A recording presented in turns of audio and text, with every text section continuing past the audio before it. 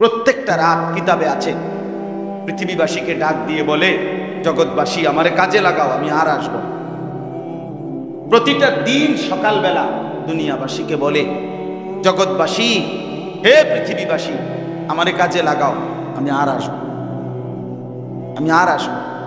নওজোয়ান ছেলেরা, আপনাদেরই সন্তান, দিনের পর দিন, রাতের পর রাত মোবাইলে নাচ গান, অশ্লীল ছবি, জেনা ব্যভিচারের দৃশ্য, উলঙ্গ দৃশ্য দেখে হায়াত শেষ করতে, সারা রাত সারা দিন সমবয়সী বন্ধুদের আড্ডায় শেষ। চুল দেখলে মনে হয় না মুসলমানের সন্তান, জামা পোশাক দেখলে মনে হয় না মুসলমানের সন্তান, পেশাব করে পানি নেয় না, টয়লেট পেপার ব্যবহার করে না, মন চাইলে দাঁড়াইয়া পেশাব করে, মন চাইলে বৈশা পেশাব করে। জন্তু জানোয়ারের মতো। খবর না আসছে কোত্থেকে, কে পাঠাইছে, কেন আসছে পৃথিবীতে, কোত্থেকে আসলো, কি করছে।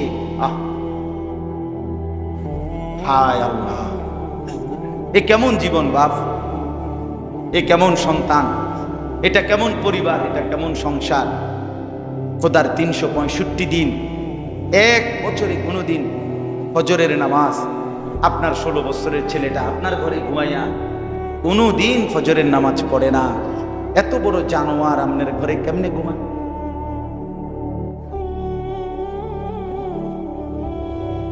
আপনার জীবনের অর্থটা কি বলে? 14 বছরের মেয়েটা, 15 বছরের মেয়েটা কোনোদিন ফজরের নামাজ পড়ে না। আপনার জীবনের অর্থটা কি বাপ বলেন? আপনার স্ত্রী নামাজ পড়ে না, ঘরের সদস্য 6 জন, কেউ ফজরের নামাজ পড়েন না। হয়তো একজন মুরব্বী আছে, বুড়া মানুষ, ওই দাদায় কষ্ট করে হয়তো নামাজটা পড়লো, বাকি মানুষগুলো। রাসূলুল্লাহ সাল্লাল্লাহু আলাইহি ওয়াসাল্লাম বলছেন, ফজরের নামাজ পড়া কঠিন যে মুনাফিক তার জন্য। খোদার কসম, রাসূলুল্লাহ বলছেন, আল্লাহর কসম, ফজরের নামাজ পড়ে না সে মুনাফিক। রাসূলুল্লাহ সাল্লাল্লাহু আলাইহি ওয়াসাল্লামের সাহাবীরা বলতেন, আমরা নবীজির জামানায় মুনাফিক চিনতাম ফজরের নামাজের অনুপস্থিতি। জুমার নামাজ, শুক্রবারের অনুপস্থিতি, এটা নামাজের অনুপস্থিতি। হাদিসে আছে, নবীজির ফজরের নামাজ সালাম ফিরাইয়া নবীজি জিজ্ঞেস করতেন, মাঝে মাঝে যাকে সন্দেহ করতেন মুনাফিক, জিজ্ঞেস করতেন, আফিল মসজিদে ফুলান, মসজিদে অমুক আছে? সাহাবীরা ডানে বামে তাকাইয়া বলতেন না। নবীজি বলতেন, না, সন্দেহ করছিলাম, এখন নিশ্চিত। কি ব্যাপারে? ফজরের নামাজ,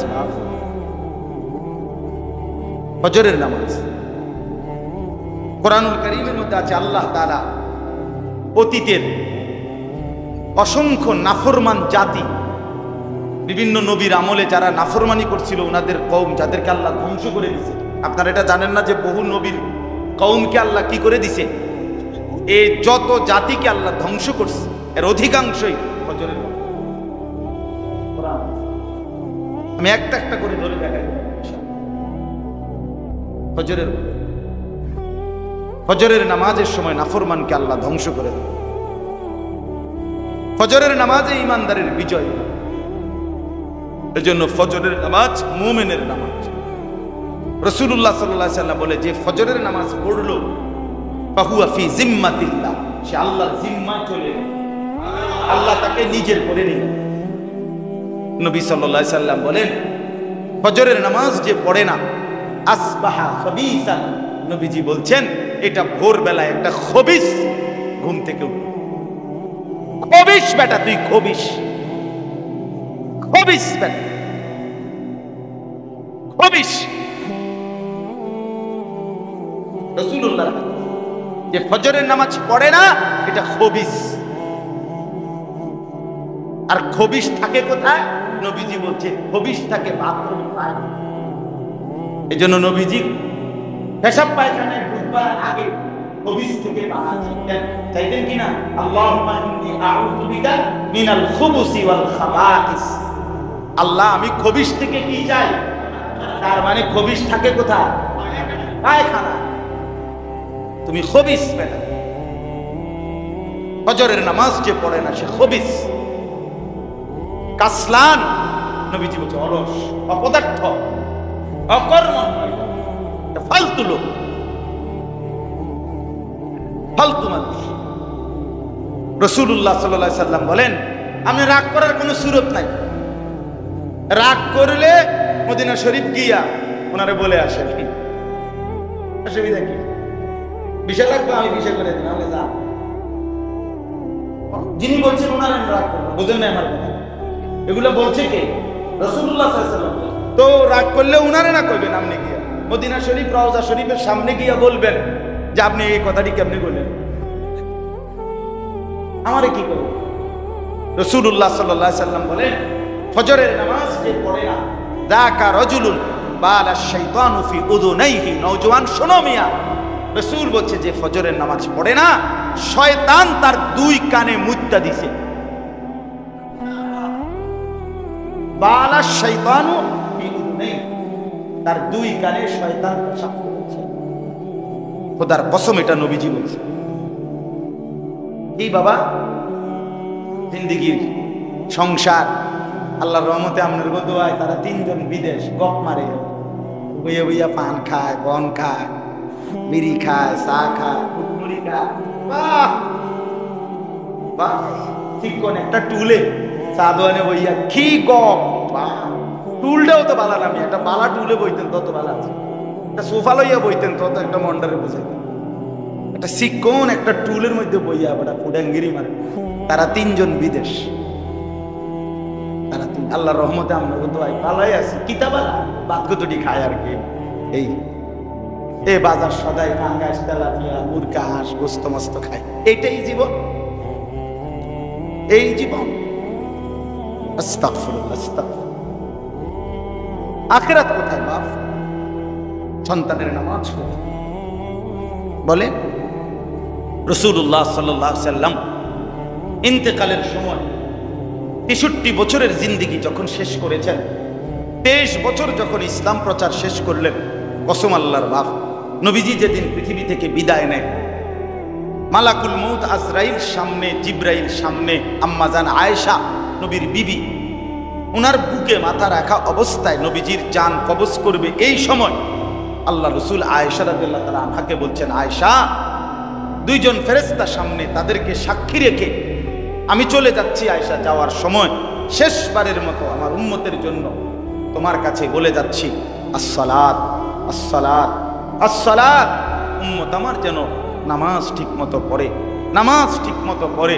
আমার উম্মতরে বইল নামাজ ঠিক মতো বুঝে নিয়ে আসতে, আমি হাসরের ময়দানে থাকবো, আমি জান্নাত বুঝাই, আমি জান্নাত বুঝাই। পরে বইল নামাজ নিয়ে আসতে। আরে মিয়া, এটা তো পৃথিবীর নিয়ম। কোন ডাকাত, কোন সন্তান যদি পাশানো হয়, তারপর বাপের মৃত্যুর মুহূর্তের কথা, ওসিয়তকে পাষাণ সন্তানও পালন করে। কথা বুঝেন না? যেটা আমার বাবার কি কথা ছিল, মৃত্যুর সময়ে শেষ কথা ছিল, এটা আমার আব্বার। আমার নবী সাল্লাল্লাহু আলাইহি সাল্লামের মৃত্যুর মুহূর্তের শেষ কথা ছিল কি? নামাজ। আয় উম্মত, তুমি কতটা পাষাণ, তুমি সেই কথা ভুলে গেলে, সেই কথা ভুলে গেলে। স্ত্রী সন্তানকে খুশি করতে পারতেন না ভাইয়া, বিশ্বাস করেন আপনাদেরকে বলি, আরো যদি লুঙ্গি গুঁজ দিয়েও, কোমরে গামছা বাইন্দাও, কষ্ট করে পরিশ্রম করে কামাই করেন, আল্লাহর কসম এ রাক্ষসা দুনিয়া খুশি করতে পারতেন। দুনিয়া রাক্ষস, রাক্ষস। আমি এইবারও, আমি তখনই আলহামদুলিল্লাহ, এইবারও হজ্জের সফরে, এইবার হজ থেকে আমি আসছি সোমবারে, মক্কা মদিনায় দুইখানে প্রবাসীদের রুমে রুমে গিয়া বয়ান করছি। সবসময় যাই, 30 জন 40 জন প্রবাসী আমাদের বাংলাদেশি আর কি। আমি অনেকের কাছে শুনি, ব্যক্তিগতভাবে কথা বলি, কি অবস্থা ভাই, 18 বছর না 28 বছরও বিদেশ করেও বউ বাচ্চা সংসার, মা বাপ পরিবার সন্তুষ্ট করতে পারে, কি করতে পারে না, হুদা হয় না, সন্তুষ্ট হয়, থাইকে যায়। আমি আজকেও বলছি, আমি এক বেটার 4 কোটি টাকা দিয়ে 2 তলা বিল্ডিং করছে, 4 কোটি খরচ করে এই বাংলাদেশে। আমি ওই বিল্ডিং এ গেছি, ওনার দাওয়াত, অত্যাধুনিক বাড়ি, আলিশান বাড়ি। ওনার ডেঙ্গু জ্বর হয়েছিল, ফু দিতাম, গেছিলাম ওনার বেড়ায়, আমার আবদার করে নিছিল, দোয়া করতাম। 4 কোটি টাকা খরচ করে বাড়িটা করছে। গিয়ে দেখি বাথরুমে, আমি গেছি এটার ভিতরে, বাথরুমে গিয়ে দেখি সিটকারির যে দরজার কড়াটা, সিটকারিটা এটা যে বল্টুটার মধ্যে লাগায়, বুঝেন নাই? সিটকারি বুঝছেন তো? এই সিটকারিটা যে একটা ছোট্ট যেটার মধ্যে লাগায় আর কি, সিটকারিটা বল্টুটা, এইটা নাই। এখন আমি বাথরুমের দরজাটা কেমনে লাগাইতাম?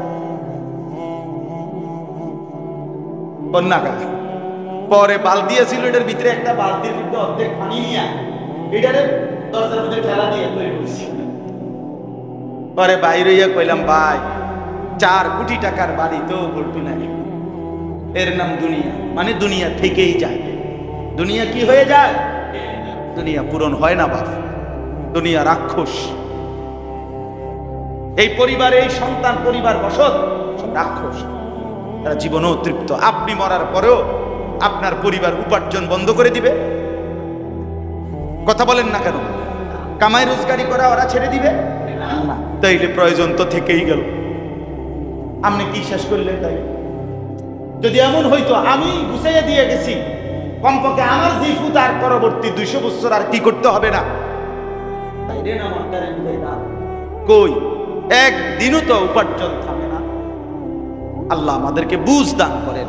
এই জন্য শুধু শুধু শুধু শুধু এই দুনিয়া সংসার, এই ঘর দুয়ার, খাট পালং, সোফা, ফার্নিচার, এইটা গুছাইবার জন্য আখেরাত বরবাদ করেন না। আমি অনুরোধ করলাম, হাত জোর করে বলি, সুদে টাকা নিয়েন না, কিস্তিতে টাকা নিয়েন না। আপনি পারতেন না, কিস্তি না, কিস্তির আব্বা লইল, আপনার অভাব যাইত। আমি জিজ্ঞাসা করছি বহুত, আমি এমনি ব্যক্তিগতভাবে মাঠ পর্যায়ে মানে মানুষের কথা শুনি, শুধু ওয়াজ করি, আমার একটা অভ্যাস। অর্থাৎ শুধু ওয়াজ, আমি ব্যক্তিগত কথা শুনি, জিগাই আর কি, কি অবস্থা শুনি। একের রাতের 1টা বাজে চা দোকানদার রাস্তার পাশে গাড়ি থেকে নাই, চা খাইতে খাইতে জিগাইছি, ভাই সারাদিনে বেচা বেচা স্টেশনে, বাস স্টেশনের পাশে কত থাকে? হুজুর প্রতিদিন মাসে 60, 70, 75 হাজার টাকা থাকে প্রতিদিনের বেচা কেনা।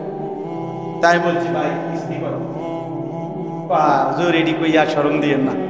আমি বললাম, না আমি শরম দিব, এত রাত কে গাড়ি শরম, আমি আর আমি কোন কিস্তি আছে 60টা। 70,000 টাকা ইনকামের পরে যদি কারো কিস্তি থাকে 4টা, যে মসজিদের ইমাম সাহেবের 6,000 টাকা বেতন, ওনার কিস্তি থাকার কথা কিরে বাপ? অথচ সেই মানুষটা তো মাসের পর মাস আল্লাহর দয়ায় চলতেছে কিনা বলে? এই জন্য দয়া করে কেন করছে?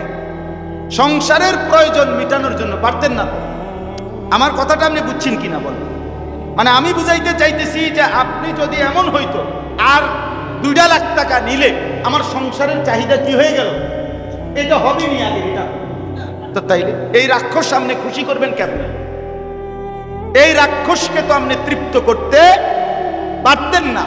কাজে কেন আখেরাত বরবাদ করলেন? কেন নিজের কবর নষ্ট করলেন? কেন নামাজ পড়তে সময় পাইলেন না? কেন হালাল খাইলেন না? এই কথাটা আমি বুঝাইতে চাই। দয়া করে মেহেরবানি করে প্রত্যেকেই ফিকির করে। রাসূলুল্লাহ সাল্লাল্লাহু আলাইহি সাল্লামের আখিরি ওসিয়ত নামাজ। নবীজির আখিরি ওসিয়ত কি বলেন না? হযরত ওমর রাদিয়াল্লাহু তাআলা, ওমর 10.5 বছর তিনি মুসলমানদের খলিফা ছিলেন। কয় বছর? এই 10.5 বছর পরে উনি এই 10.5 বছর মসজিদে নববীতে উনি ইমামতি করতেন। 10.5 বছর পরে একদিন ফজরের নামাজের সময় একজন কাফের ছদ্মবেশে ফজরের ওয়াক্তে অন্ধকারের আইকা গোপনে ফজরের নামাজে প্রথম কাতারে আইসা দাঁড়াইয়া ওমর রাদিয়াল্লাহু তাআলা কোমরে একটা ধারালো ছুরি দিয়া 7 থেকে 8টা ঠাঁই দিছে। ফজরের প্রথম রাকাতের আলহামদুলিল্লাহ সূরা পড়ে আরেকটা সূরা শুরু করছে। এই অবস্থায় খোদার কসম আমরা কিতাবে পড়ছি, হযরত ওমর রাদিয়াল্লাহু তাআলা আনহুর এদিক দিয়া ছিদ্র করে ফেলছে, রক্তে মেহরাব ভাইসা গেছে। এই অবস্থায়ও হযরত ওমর পিছন থেকে হযরত আব্দুর রহমান ইবনে আউফ, নবীজির সাহাবী আব্দুর রহমান, এই উনারে টান দিয়া ইমামের জায়গা এই না, নিজের সইরা আগে বলছে আব্দুর রহমান আগে ফজরের নামাজ শেষ করো। কাঁটা মুরগির মতো উনি তড়ফাইছে, সাহাবায়ে কেরাম আগে ফজরের নামাজ পড়ছে, এরপরে ওনার আগে নামাজ, আগে কি? হযরত ওমর রাদিয়াল্লাহু তাআলা আনহু এই আঘাতেই শাহাদাত বরণ করেছে।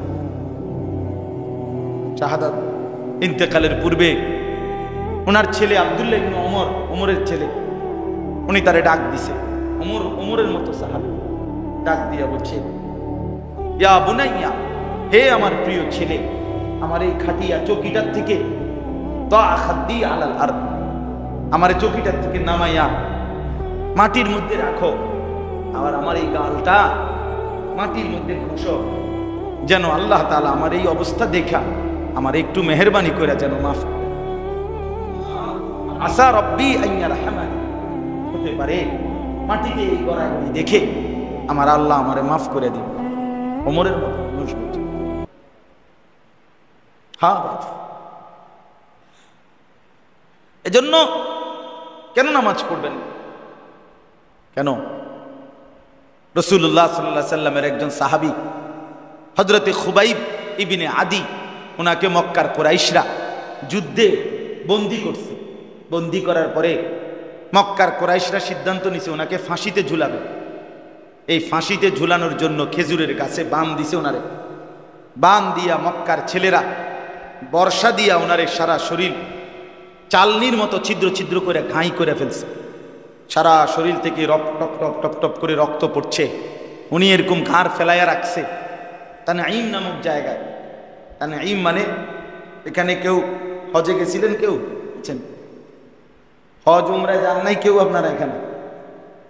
ওইখানে মসজিদে আয়েশা আছে একটা, যেখান থেকে কি বাঁধে আবার এহরাম, এই আয়েশা মসজিদ যেখানে, এর পাশে ওনারে ফাঁসি দিছে ওইখানে তানঈম।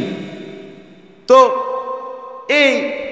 এই অবস্থায় ওনার ঘাড় ফেলায় রেখে দিছে, রক্তে পড়তেছে। এই সময় মক্কার কুরাইশ আবু সুফিয়ান তখন বলছে, খুবাইব, এখন তোমাকে রশি টান দেওয়া হবে ফাঁসির। এর আগে লাস্ট মৃত্যুর পূর্বে শেষ কোনো তামান্না আছে কি? ফাঁসির আসামিকে শেষ ইচ্ছা পূরণের কি দেওয়া হয়? সুযোগ দেওয়া হয়। ওনাকে বলছে তোমার শেষ ইচ্ছা কি? খোদার কসম কিতাবে আছে, আমরা নিজে পড়ছি আরবি কিতাব। উনি বলছে আমার শেষ তামান্না 2 রাকাত দাও, আমারে আরেকবার সুযোগ দাও, আমি 2 রাকাত নামাজ আদায়। আবার রশি খুলে দিছে। উনি এই রক্ত মাখা শরীর নিয়ে 2 রাকাত নামাজ পড়ে সালাম ফিরাইয়া আল্লাহকে বলছে হাত তুলে, আল্লাহ ফালাস্তু বালি হিনা উকতালু মুসলিমান, আল্লাহ আমার আর কোনো পরোয়া নাই, আমি আপনার আনুগত্য নিয়েই মরছি, এবার আর কোনো পরোয়া। এরপরেই ওনাকে ফাঁসিতে ঝুলেছে। আখিরি তামান্না, শেষ তামান্না ছিল কি? ওমর রাদিয়াল্লাহু তাআলার শেষ আদেশ ছিল কি? রাসূলুল্লাহ সাল্লাল্লাহু আলাইহি সাল্লামের শেষ ওসিয়ত ছিল কি? ইমামে হুসাইন রাদিয়াল্লাহু তাআলা আনহু এই মুহররম 10ই মুহররম কারবালার দিন তিনি যেদিন শাহাদাত বরণ করছেন, কসম আল্লাহর, শেষ ওনার 71 জন আহলে বাইত যখন শহীদ হয়ে গেছে, উনি একা ময়দানে একা দাঁড়াইয়া লাস্ট যুদ্ধকালীন জোহরের ওয়াক্ত হয়েছে, তখন উনি ওই পাশে দুশ্মনদেরকে বলছে আমারে জোহরের নামাজ আদায় করতে দাও। এরপরে আবার যুদ্ধ। তো শিমার জিল জৌশান, শিমার যারে আপনারা শুনছেন নাম, সে বলছে ওই পাশ থেকে, হুসাইন তোমার এই জোহরের নামাজ পড়তে দেয়া হবে না, তার আগেই তোমার গর্দান তোমার দেহ থেকে আলাদা করে ফেলা হবে। কসম আল্লাহ। ইমাম হুসাইন সাথে সাথে বলছে, শিমার তোর যা মন চায় তুই তাই কর, আমি নিয়ত বাঁধলাম। আল্লাহু আকবার।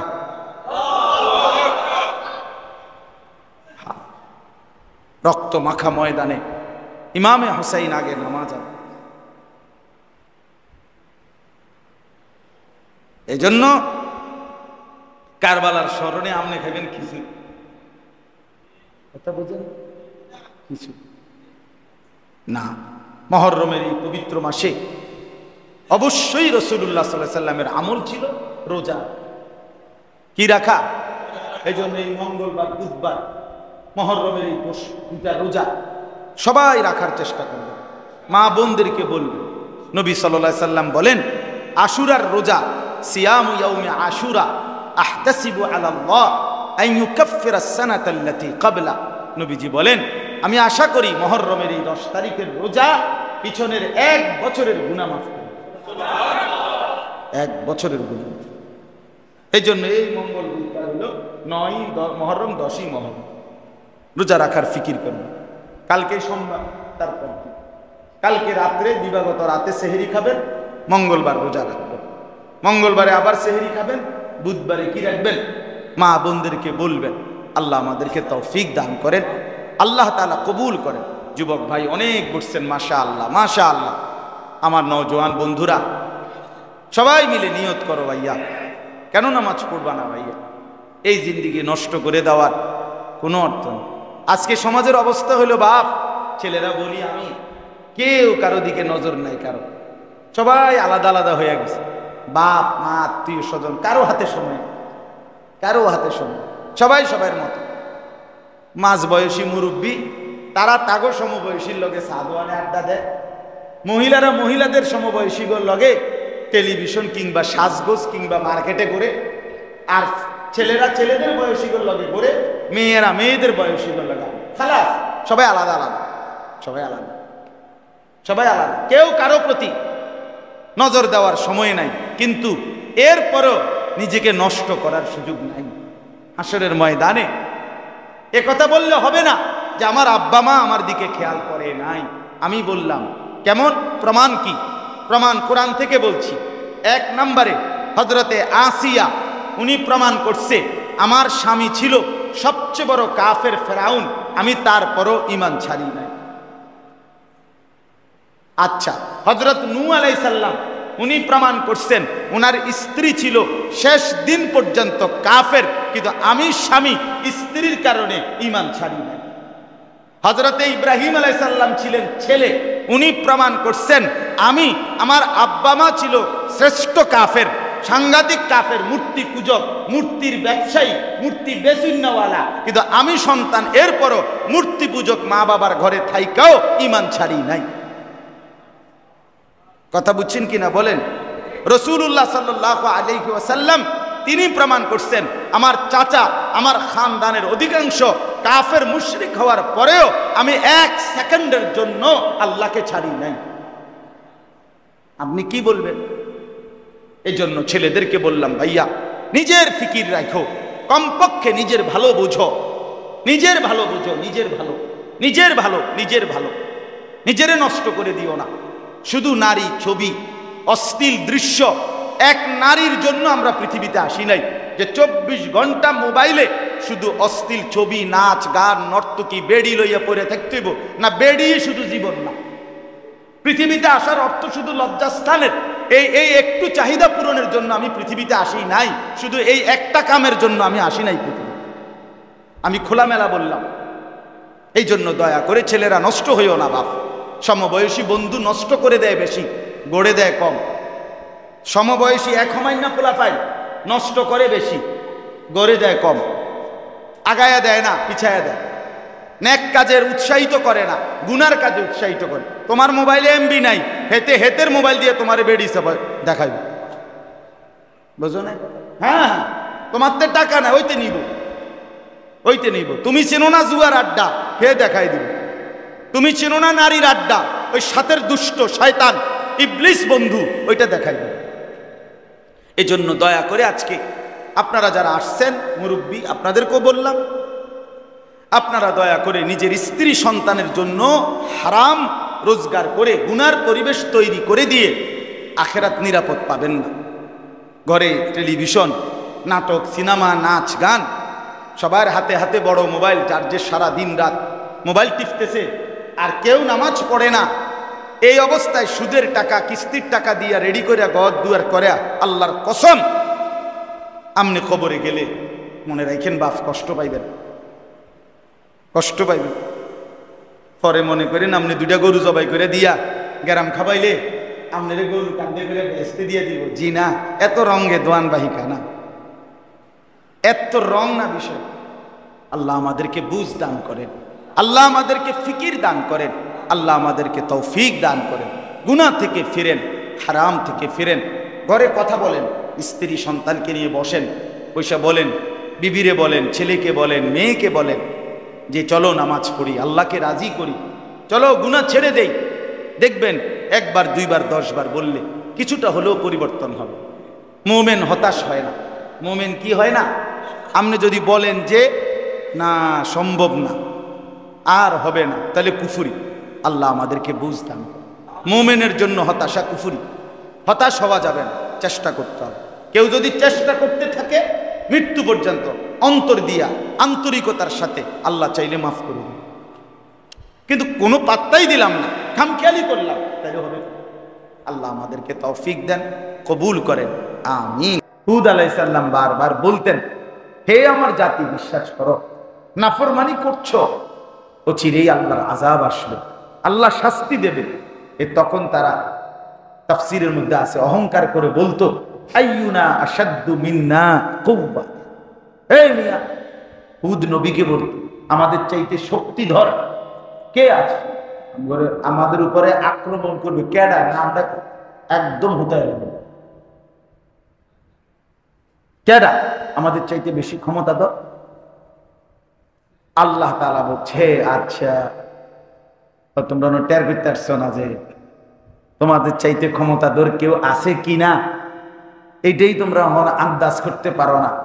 তো আল্লাহ তাআলা তখন ঝড় তুফান আপনার ঝড় বাতাস ঘূর্ণিঝড় যেটারে আমরা বলি, এই কওমের উপরে আল্লাহ তাআলা ঝড় দিয়েছেন একটানা 7 লায়ালিন ওয়া 8 আইয়াম, 7 রাত 8 দিন।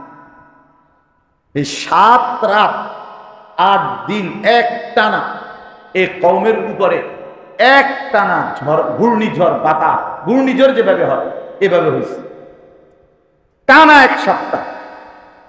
কোরআন শরীফ আছে, সূরা আল হাক্কা, এই সূরার মধ্যে আছে। আল্লাহ বলেন এই 8 দিন 7 রাত একটানা ঘূর্ণিঝড়ে এই মানুষগুলো লম্বা লম্বা, এই মানুষগুলো বড় বড় লম্বা উঁচা খেজুর গাছ, সুপারি গাছ ঝড় বৃষ্টিতে যেরকম ভাঙ্গা ভাঙ্গা আগা ভাঙ্গা পড়ে, কান্নাহুম আজাজু নাখলিন খাবিয়া, একদম এই লম্বা লম্বা মানুষগুলো, এই অহংকারী জালেম সবগুলো ভাঙ্গা গাছের মতো সবগুলো কইরা মুখ থুবড়ে জাহান্নামে। বন্ধু আমার, কোনোভাবেই আল্লাহর সাথে অহংকার করতে নাই, কেউ না, ব্যক্তিও না, গোষ্ঠীও না, কেউ না, এককও না, সম্মিলিতও না। আল্লাহর নাফরমানিতে সীমা লঙ্ঘন করতে নাই, উচিত না। আমি আবারও বলি নওজোয়ান ভাই তোমাদেরকে, আল্লাহর নাফরমানিতে সীমা লঙ্ঘন করো না বন্ধু। একজন মুসলমান পরিচয় দেওয়ার পরেও কখনোই নামাজ পড়তে মন চায় না। দিনের পর দিন 5 ওয়াক্ত নামাজ প্রতিনিয়ত ছুটে যাচ্ছে। এত গাদ্দার হওয়া ঠিক না রে ভাইরা, এটা কিন্তু বাড়াবাড়ি। এত গাদ্দার হওয়া উচিত, এত অহংকারী হওয়া উচিত। সামান্য টাকা রোজগার, পয়সা, সামান্য কামাই রোজগার, এর কোনো স্থায়িত্ব নেই। কোনো কিছুর কোনো স্থায়িত্ব, এই সুস্থ এই অসুস্থ, এই হাসি এই কান্না, এই জীবিত এই মৃত, এই সবল সুস্থ এই রোগাক্রান্ত, এই জীবন কোনো প্রযুক্তি, কোনো মেশিন, কোনো আধুনিকতার উপরে ভরসা করা ঠিক নেই। এই যে আজকে 5-6 দিন বা 4-5 দিন নেট নাই, এখন এটা তো পৃথিবীর সবচেয়ে লেটেস্ট প্রযুক্তি, তো কই নাই বলে, কথা বোঝেন নাই আপনার? এখন তোমরা কেমনি চলতে আসো বাপ? আরে আমার খুব টেনশন তোমগো লাগে, আমার বেশি পেরেশানি। আমি আজকে আমার বাসাতেও বলছি, আমার বিবির কাছেও বলছি, ঘুমোতে যে আমার চিন্তা লাগতেছে, আরে ফুলান্ডি কেমনে চলতে আসে, আহারে কষ্ট। 24 ঘন্টার মধ্যে 18 ঘন্টা যে বেডি চালানো অভ্যাস, নর্তকী দেখে অভ্যাস, 24 ঘন্টার মধ্যে 16 ঘন্টা যা নারীর ছবি ছাড়া জিনা ব্যভিচারের দৃশ্য না দেখা সময় কাটতো না, বেচারা কি পরিমাণ কষ্ট আছে। তার রাতটা কেমনে যাইতে আছে, দিনটা কেমনে যাইতে যে এখনো বিষ খাইছে না, এটাও তো শোক।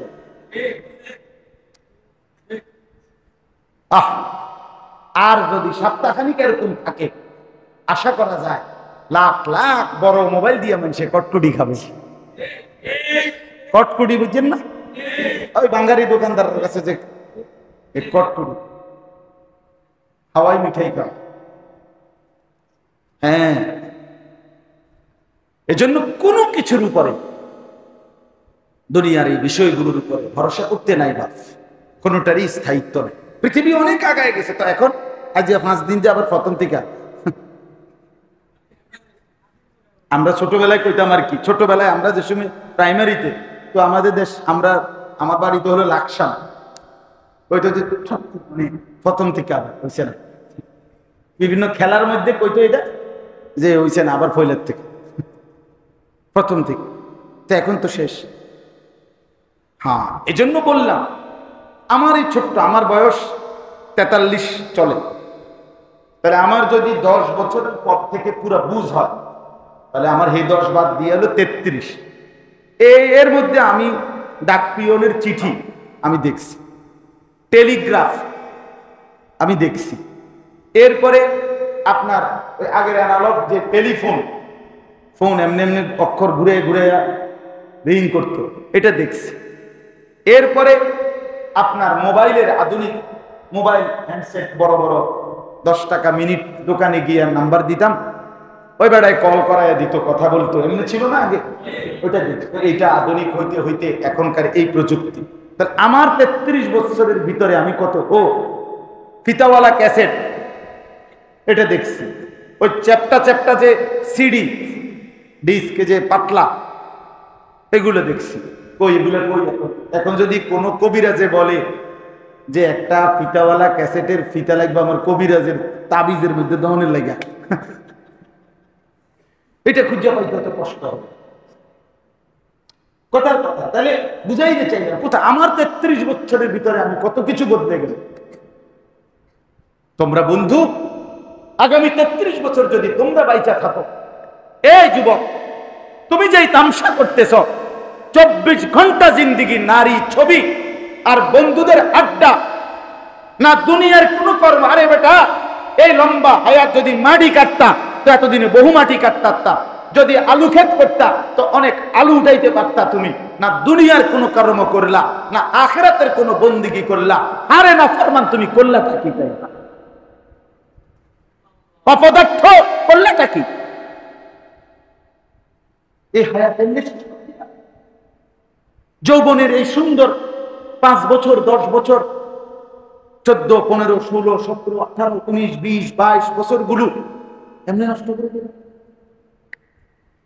বিশ্বাস করেন, আমি আমার আবেগে অনেক সময় অস্থির হয়ে যায়, যারা করছেটা কি। হযরত যায়েদ ইবনে সাবিত নবী সাল্লাল্লাহু আলাইহি সাল্লামের একজন সাহাবী, মাত্র 16 বছর বয়সে ওনারে হযরত আবু বকর সিদ্দিক রাদিয়াল্লাহু তাআলা আনহু বলছিলেন, আবু বকরের জামানায় হযরত আবু বকর যখন খলিফা হইছেন, ওনারে বলছিলেন, যায়েদ, আল্লাহর কোরআন সাহাবীদের কাছে নবীজির জামানায় যার কাছে যেটুকু লিখিত ছিল, নবীজির জামানায় কোরআন শরীফ একসাথে লিখিত হয়েছে পুরা কোরআনই, কিন্তু একসাথে জমা করা ছিল না। কথা বুঝেন না? কারো কাছে 2 আয়াত, কারো কাছে 2 সূরা, কারো কাছে 10 আয়াত, যে যেদুর লেখায় রাখছে এদুর ছিল। তো আবু বকর সিদ্দিক রাদিয়াল্লাহু তাআলা আনহুর জামানায় সিদ্ধান্ত হয়েছে যে পুরা কোরআন শরীফ একসাথে করবে প্রথম। এখন কাজটা করবে কে? এই লক্ষ্য সাহাবীর কাছে তালাশ করতে হবে কার কাছে কদ্দুর আছে, সব একসাথে কইরা যাচাই বাছাই কইরা পরীক্ষা নিরীক্ষা কইরা সিরিয়াল দেওয়া, ঠিক করা, এটা বিশাল কাজ, অনেক বড় প্রকল্প। কথা বুঝছেন কিনা? এই কাজটা করার জন্য সাহাবীদের যখন পরামর্শ বসছে, তখন হযরত আবু বকর সিদ্দিক রাদিয়াল্লাহু তাআলা তিনি যেহেতু খলিফা, উনি প্রস্তাব দিছে যে আমার প্রস্তাব হলো নবীজির সাথে কোরআন শরীফ যারা ওয়াহি লিখছে তার মধ্যে সবচেয়ে প্রধান ওহী লেখক ছিল নবীর এই সাহাবী যায়েদ ইবনে সাবিত, যিনি মাত্র 13 বছর বা 12 বছর বয়সে নবীজির সাথে থেকে আল্লাহর কোরআন লিখতেন। নবীজি বললে লিখতেন। কাজে এই এখন তার বয়স 16। তো ওনাকে বলছে, আবু বকর সিদ্দিক বলছে, ওরে ডাকো, আমি দায়িত্বটা ওরে দিতে চাই। মাত্র 16 বছরের ছাত্র, কসম খোদা। ওনারে ডাকছেন হযরত আবু বকর সিদ্দিক, তাইকে বলছেন, কোরআন সংকলনের এই মহান কাজ তোমাকে দিতে চাই যায়েদ ইবনে সাবিত, তুমি পারবা? কিতাব স্পষ্ট আমি নিজে পড়ছি আরবি কিতাবে। হযরত যায়েদ ইবনে সাবিত রাদিয়াল্লাহু তাআলা ছেলেরা একবার শোনো, একজন শোনো, একজন শোনো। 16 বছরের সেই সাহাবী বলছে, আমিরুল মুমিনিন আপনি কি বললেন, পারবো কিনা? আপনি যদি বলেন এই পাহাড়, হাতের ইশারা দিয়া সামনে, আরব তো সবই পাহাড়, হাতের ইশারায় পাহাড় দেখাইয়া বলছে, আপনি যদি বলেন এই পাহাড়, লাউ নাকালতু হাদাল জাবাল মিন মাকানিন ইলা মাকানিন লা ফাআলতু হাদা, আমারে যদি বলেন এই পাহাড় এই জায়গা থেকে আরেক জায়গায় স্তূপ দিতে, আমি সেটাও তো পারবো। আমি না নওজোয়ান, আমি পারবো না তো কে পারবে? মেহনত আমি করতাম না তো করবেটা কি? 80 বছরের সাসানি করবে, করবে তো নওজোয়ান, ঠিক কি না বলেন? করবে তো নওজোয়ান। আর 16, 17, 18, 20, 25 বছরের নওজোয়ান অপদার্থরে দেখলে কি আউগায় না ফিচ্ছায় বুঝাও জানে, আসে না কান্দে, প্লাস্টিক না হাফ প্যান্ট না ফুল প্যান্ট, ভাল লাগে না কিছু কইবে না যে তোর বাপের কদ্দুর বাড়ির মধ্যে করে বাপটি দেবীদের কদ্দুর দিয়ে না, ফাইতাম না, ফাইতি না, ফাইতাম না রে, ভাল লাগে না, ভাল লাগে না, ভাল লাগে না, দেখতে ভাল লাগে না। আমার এক ছাত্র, আমার জীবনে একজন ছাত্র আমি পাইছিলাম, তারে জিজ্ঞেসি পড়া পারি না, আমি বলে পারো না, পারি না, দেখেছি পারি না। আমি আস্তাগফিরুল্লাহ, এরকম কথা আমার 14 গোষ্ঠী জীবনে শুনছে না, যেটা কি কইলে তুই পারি না দেখে হে পারে না, বিশ্বাস করো না। এই জীবনে একজন ছাত্র আমি দেখছিলাম, মনে আছে এই ছেলেটার কথা, হে কয় আমি পারি না দেখে পারে। আল্লাহ আমাদেরকে মাফ করে দেন, আল্লাহ আমার নওজোয়ানকে হিম্মত দান করেন। তো আল্লাহ তাআলা এত শক্তিধর মানুষকে আল্লাহ ধ্বংস করে দিয়েছে, তাহলে আল্লাহ পারে কিনা বলেন, পারবেন কিনা বলেন? অতএব এটা সূরা হুদের ব্যাপার। এখন এই আয়াতটার বক্তব্যটা কি? এই আয়াতের মূল বক্তব্য হলো একটা ছোট্ট কথা। সেটা কি?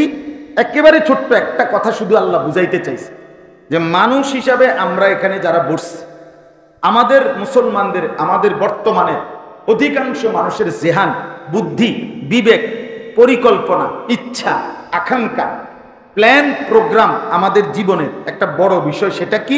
প্রত্যেকের মাথায় টেনশন, উপার্জন, স্ত্রী, ছেলে, মেয়ে, ঘর সংসার, পরিবারের জন্য খাদ্য, খাবার, আসবাবপত্র, ঘর বাড়ি, দালান কোঠা, জায়গা জমি, খাট পালং, সোফা, ফার্নিচার, বিদেশ, বিয়া, এই মিলাই আমাদের জিন্দগি। একজন বাবা, একজন অভিভাবকের 24 ঘন্টার ফিকির সংসারের বউ বাচ্চার লেগা, খানা খাদ্য, আয় রোজগার, টাকা পয়সা, দালান বিল্ডিং, ঘর, এই আমনে জিগাইবেন চাচা। আমি প্রায় বলি 60 বছরের চাচারে জিজ্ঞাসা করবেন, চাচা কি অবস্থা আল্লাহর রহমতে, সংসারের কদ্দুর কি করলেন?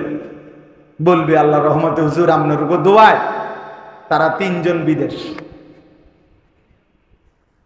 এই যে একটা ওনার ক্রেডিট। 2 নাম্বার, তারা সারিগা মাইয়া 4 জন মেয়ে বিয়ে দিছে। বাড়িতে এখন বিল্ডিং করছি, 4টা রুম, ভিতরে 2টা বাথরুম, বাথরুমটি শুদ্ধ টাইলস। আল্লাহু আকবার, কপাল, রাজ কপাল, সৌভাগ্য, ভিতরে টাইলস, টাইলসের মতে। ফ্যামিলির সবাই এখন টাইলসের মতে। ওনার জীবনের অর্জন, ওনার জীবনের সফলতা। 1 সেট খাট, আরে 2টা খাট, 1 সেট সোফা, 6টা চেয়ারওয়ালা একটা ডাইনিং টেবিল, 2টা আলমারি, লেফট তোষক, 12টা চার কাপ, 2 ডজন কাঁচের প্লেট, 6টা নুনের বাড়ি। ঠিক নেই কথা না? আর হলো ভাত তরকারি, আর হলো খাইয়া টাইয়া ভালো আছে ভাত তরকারি আর কি, ফাঙ্গাস, তেলাপিয়া, দৈন্যাতা, কাঁচামরিচ, খিরা, টমাটো, দুন্দুল, করলা, এই এই মিলাইয়া ভালো, মানে এই শেষ মানে। আহা মুসলমান, তাইলে আখিরাত কোথায়?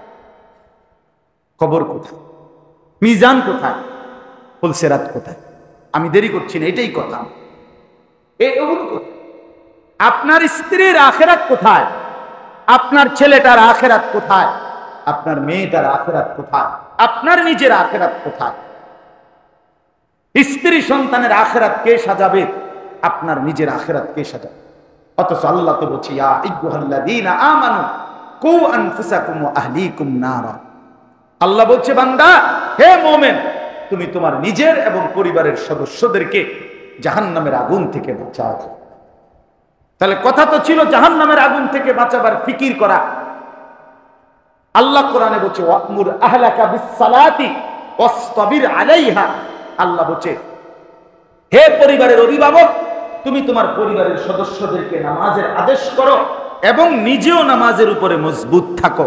তাহলে কথা তো ছিল নিজের এবং পরিবারের ইবাদতের ফিকির, কথা তো ছিল নিজের এবং পরিবারের জাহান্নাম থেকে বাঁচাবার ফিকির। সেটা কোথায়? এগুলো তো বুঝলাম, ঘর বাড়ি দালানের হিসাব। কিন্তু ছেলেটা যে আজকে আপনার ঘরে বছরের পর বছর 5 ওয়াক্ত নামাজ পড়ে না, আপনার পুত, আপনার নাতি, এটা বেপর্দা, এটা আপনার স্ত্রী বেপর্দা। আপনার ঘরে আজকে 30 বছর রঙিন টেলিভিশন চলে, প্রত্যেক দিন, প্রতিদিন নাচ গান চলে। আপনি প্রতিদিন সুদের টাকা ওজনে কম দিয়া ধোকাবাজি, বাটপারি, 2 নম্বরই করে টাকা রোজগার করেন। তো এদের ঈমান কোথায়? আখিরাত কোথায়? কবর কোথায়? পরকাল কোথায়? শুধুই কি আল্লাহ আমাদেরকে রিজিকের দায়িত্বই দিছিলেন? কথা বলেন না কেন? শুধুই উপার্জন, খাদ্য, খাবার, এই ফিকিরের জন্যই আমাদেরকে জীবন দিছেন? বলেন না চাচাই, শেষ কথাগুলো বলেন। এই হায়াতের মাকসাদ এটাই, এই কথাটাই শেষ। আল্লাহ বলছেন এখানে দেখেন, ওমা মিন দাব্বাতিন ফিল আরদি ইল্লা আলাল্লাহি রিজকুহা। বান্দা, আল্লাহ বলে, শোনো হে আমার বান্দা, বিশ্বাস করো, এই জমিনের কায়নাতে, এই আসমানের নিচে সাতবক জমিন পর্যন্ত যত মাখলুক আমার বিচরণ করছে, আমি আল্লাহ তোমাদেরকে শোনাচ্ছি। শুধু তোমরা মানুষ না, বরং আমার সমস্ত মাখলুকের রিজিকের জিম্মাদারি আল্লাহ বলেন আমি নিজে নিজের কাঁধে ফরজ দায়িত্ব হিসাবে তুলে নিলাম। আবশ্যক করেন, ইল্লা আলা, ফরজ বুঝা মানে বাধ্যতামূলক করে নিলাম। আমি ওয়াদা দিলাম আমি রিজিক দেব তোমারও পরিবারের। নাহনু নারযুকুকা, আমি তোমাকে রিজিক দেব, পুরা ফ্যামিলি। লা নাসআলুকা রিজকা, আল্লাহ কোরআনে বলছে আমি তোমাদের কারো কাছে রিজিকের জন্য সাহায্য চাই না। নাহনু নারযুকুকুম ওয়া ইয়্যাহুম, আল্লাহ কোরআনে বলছে আমি তোমাদেরকে রিজিক দেব, তোমাদের পরিবারকেও রিজিক দেব। আহারে বাপ, এই সত্য কথাটুকু আমরা কেন বুঝি না? আমি মরে গেলে আমার জিপুত বউ বাচ্চা কেমনে চলবো, এই জন্য উনি এত লাইনে সিটারি করতে আছে। হ্যাঁ, কিস্তি নিছে কেন? হাবড়া মরে গেলে তার কামাই বন্ধ পৃথিবীতে, উনি তো শেষ পৃথিবীতে উপার্জনকারী, কামাই করুন না সালাক, এবারে শেষ। এরপরে কোনো পৃথিবীতে আর কামাই রোজগারি হইতো নাকি? এটাই কথা ছিল। কই দাদা মরে যাওয়াতে বাপ কি উপার্জন বন্ধ করে দিছে? তো বাপ মরলে পুত উপার্জন বন্ধ করবে কেন? কথা বল। কোরআন শরীফে আছে, আল্লাহ বলছে ওয়া ইম মিন শাইইন ইল্লা ইনদানা খাযাইনুহু। আল্লাহ বলেন সব কিছুর ভান্ডার, অগণিত ভান্ডার আমার কাছে আছে বান্দা, তবে ওমা নুনাজ্জিলুহু ইল্লা বিকাদারিন মালুম, আমি সব কিছু পরিমাণ মতো নাজিল করি, একসাথে দেই না রে বান্দা। আপনার যদি আপনার 3 ছেলে মনে করেন, 4টা বাচ্চা নিয়ে, বউ বাচ্চা নিয়ে 6 জন, আমনের গো যা কিছু আগামী 30 বছরের লাগবে, মনে করেন পেঁয়াজ এখন দিয়া লাগ, তো আপনি কোনানো দিবেন? 30 বছরের পেঁয়াজ আপনি রাখবেন কোথায়? পৌঁছে যেত না, কথা বলেন না। আপনার বাবা চাষা আগামী 10 বছরের আপনার ফ্যামিলির আলু দিয়ে রাখা নেবে, আল্লাহ এটাই বলছে। বান্দা আমার কাছে আছে, আমার কাছে আছে তো, কিন্তু আমি পরিমাণ মতো কি করি? নাজিল করি। আমি একসাথে দিলে তুমি রাখবা কই? এটা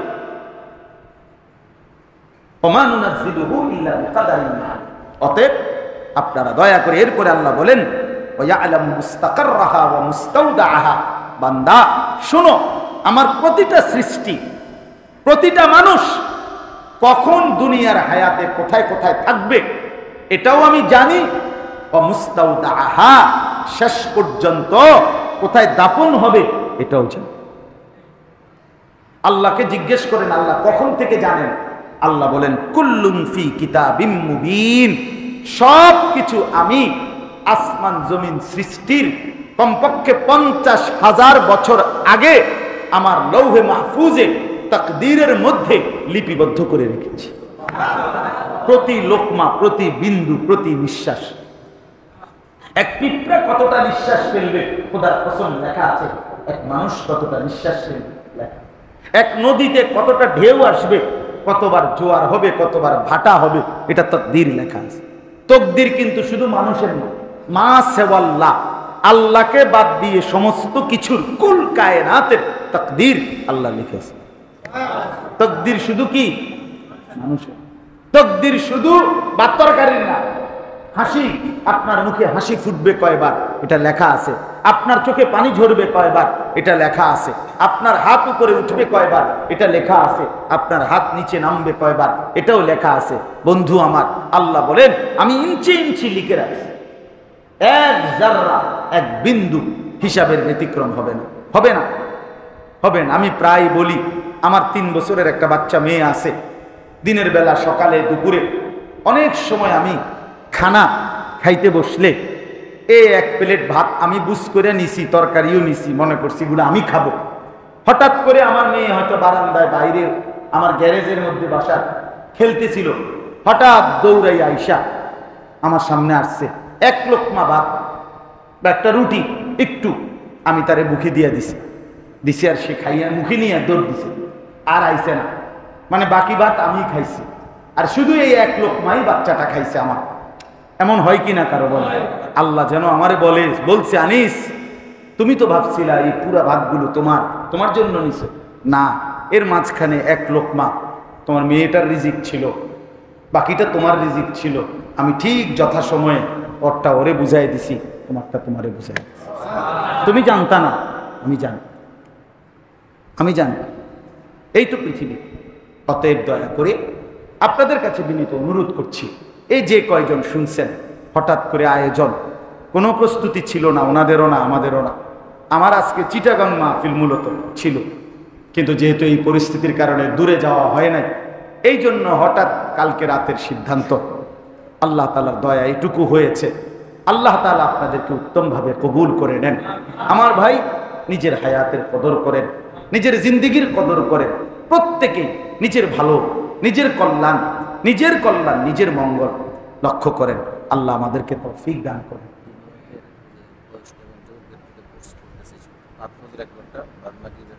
মাশাআল্লাহ, মাশাআল্লাহ, মাশাআল্লাহ। দেখেন, আমরাও আলহামদুলিল্লাহ, আমি গত এই পর্যন্ত 2-3 বার এটা নিয়ে মিটিংও করছি। আমার কাছে আমার শায়েখের সাথেও মিটিং করছি আমরা। আমি মূলত আগামী সপ্তাহে, মানে এই চলতি সপ্তাহে চিল্লায় বের হব। এই জন্য সফর থেকে আইসা এই কাজটা আমরাও চালু করব। দিনিয়াত, অর্থাৎ আলহামদুলিল্লাহ আমাদের হিন্দুস্তানের সর্বশ্রেষ্ঠ অন্যতম বুজুর্গ মহিউসুন্নাহ হযরত মাওলানা শাহ আবরারুল হক রহমতুল্লাহ আলাইহ, হাকিমুল উম্মত থানভী রহমতুল্লাহ আলাইহির খলিফা ছিলেন। ওনার দিক নির্দেশনায় সারা পৃথিবীব্যাপী একটি দ্বীনি খেদমতের নাম হলো দিনিয়াত। অর্থ কি? অর্থ হইল, এই ফিকিরটা হইল যে মুসলমানদের একটি ছোট্ট অংশ, অল্প অংশ নিয়মতান্ত্রিক মাদ্রাসায় পড়ে। কথা বুঝছেন? এই যে মাদ্রাসাগুলোতে যে পড়ে বাচ্চারা, এটা সর্বোচ্চ, যেমন বাংলাদেশের কথা বলি, সর্বোচ্চ 2 থেকে 3%, আর 97% বাচ্চা স্কুলগামী। কথা বুঝছেন? আর এরা ছাড়া বাকি এমনি যারা মুসলমান আছে, মাঝ বয়সী, বৃদ্ধ, অথচ ছোটবেলায় কোনো কারণে, যে কোনো কারণে সে দিন শিখে নাই, আল্লাহর কোরআন সহি শুদ্ধ শিখে নাই, অজু, নামাজ, দোয়া, কালাম সঠিকভাবে শিখে নাই। এখন প্রশ্ন হইল, এই বয়সকালে উনি অশুদ্ধ এবং ভুল কোরআন, ভুল মাসআলা জেনে আমল করিলে আখিরাতে মুক্তি মিলবে তো? তাহলে একটা জরুরি কথা মনে রাখবেন, যার কোরআন অশুদ্ধ, কসম খোদা তার নামাজ হয় না, তার নামাজ হয় না, একেবারে দৈন্তার নয়, কেন না হয় না। যার নামাজ সূরা কেরাত কি অশুদ্ধ, আমনে ছোটবেলায় পড়ি নাই, আগে বুঝি নাই, আব্বায় পড়াই নাই, হেসুমে খেয়াল করি নাই, এই সমস্ত আলাপ কইয়া আমনে কবরে কোনো টিকতেন না, আমনে টাঙ্গাইয়া ফিরবেন। সত্যি কইলাম, আপনি আমার কথা রাগ হইয়েন না, একদম আড্ডি গুঁড়া করে নেবে। আপনি নামাজ অশুদ্ধ কোরআন যা, তার নামাজ হয় না। নামাজ ভঙ্গের কারণ 19টা, ওই নুরানির বাচ্চারা জানে, আমনে হেগরে জিগাইন, ছোট ছোট বাচ্চা করে নুরানি পরে দাঁড়ায়।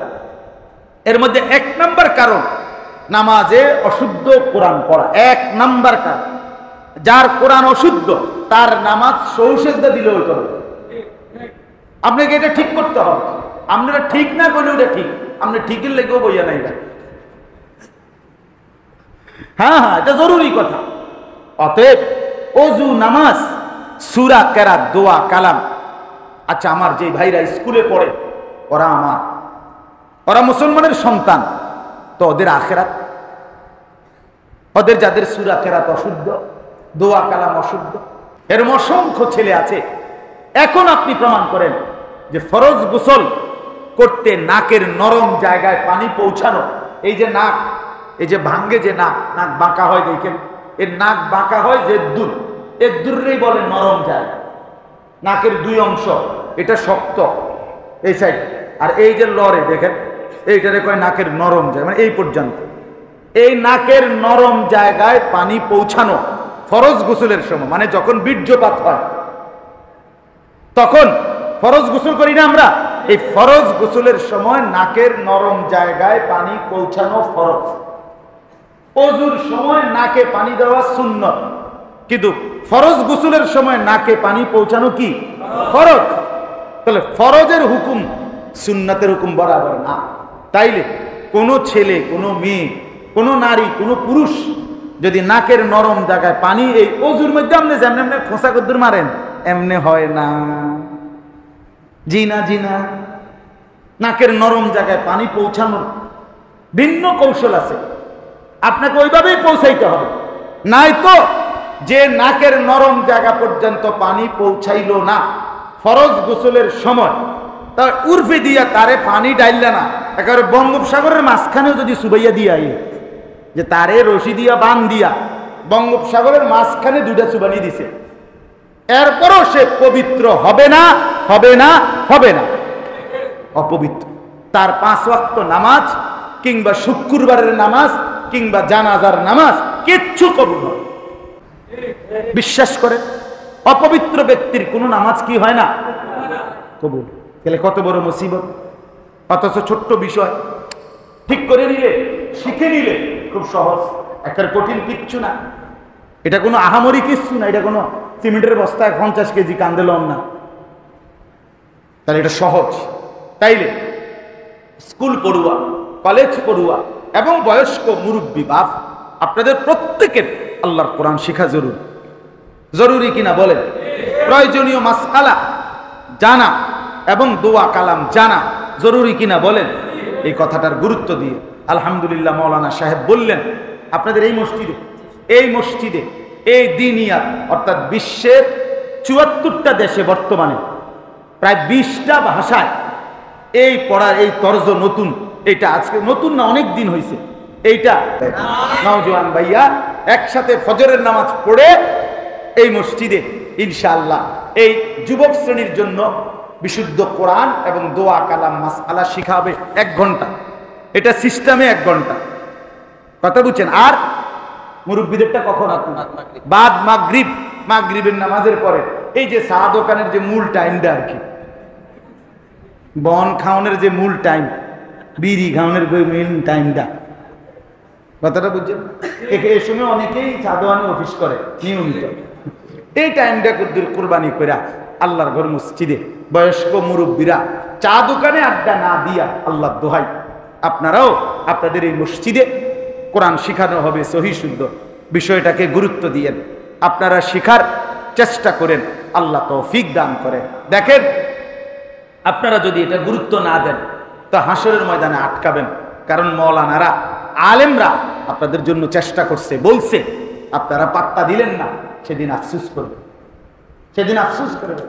এই জন্য বয়স্কদেরকে বলি, নিজেদের দিন শিখেন, শুধু ফাঁকনা কথা কইেন না। কথা তো কয় বালায় বুঝি তো, আমরা লাগে কয় পারি না, শরীরে দেয় না, আগের এই বয়স নাই, কিন্তু বাতের থালা মাশাআল্লাহ মাশা।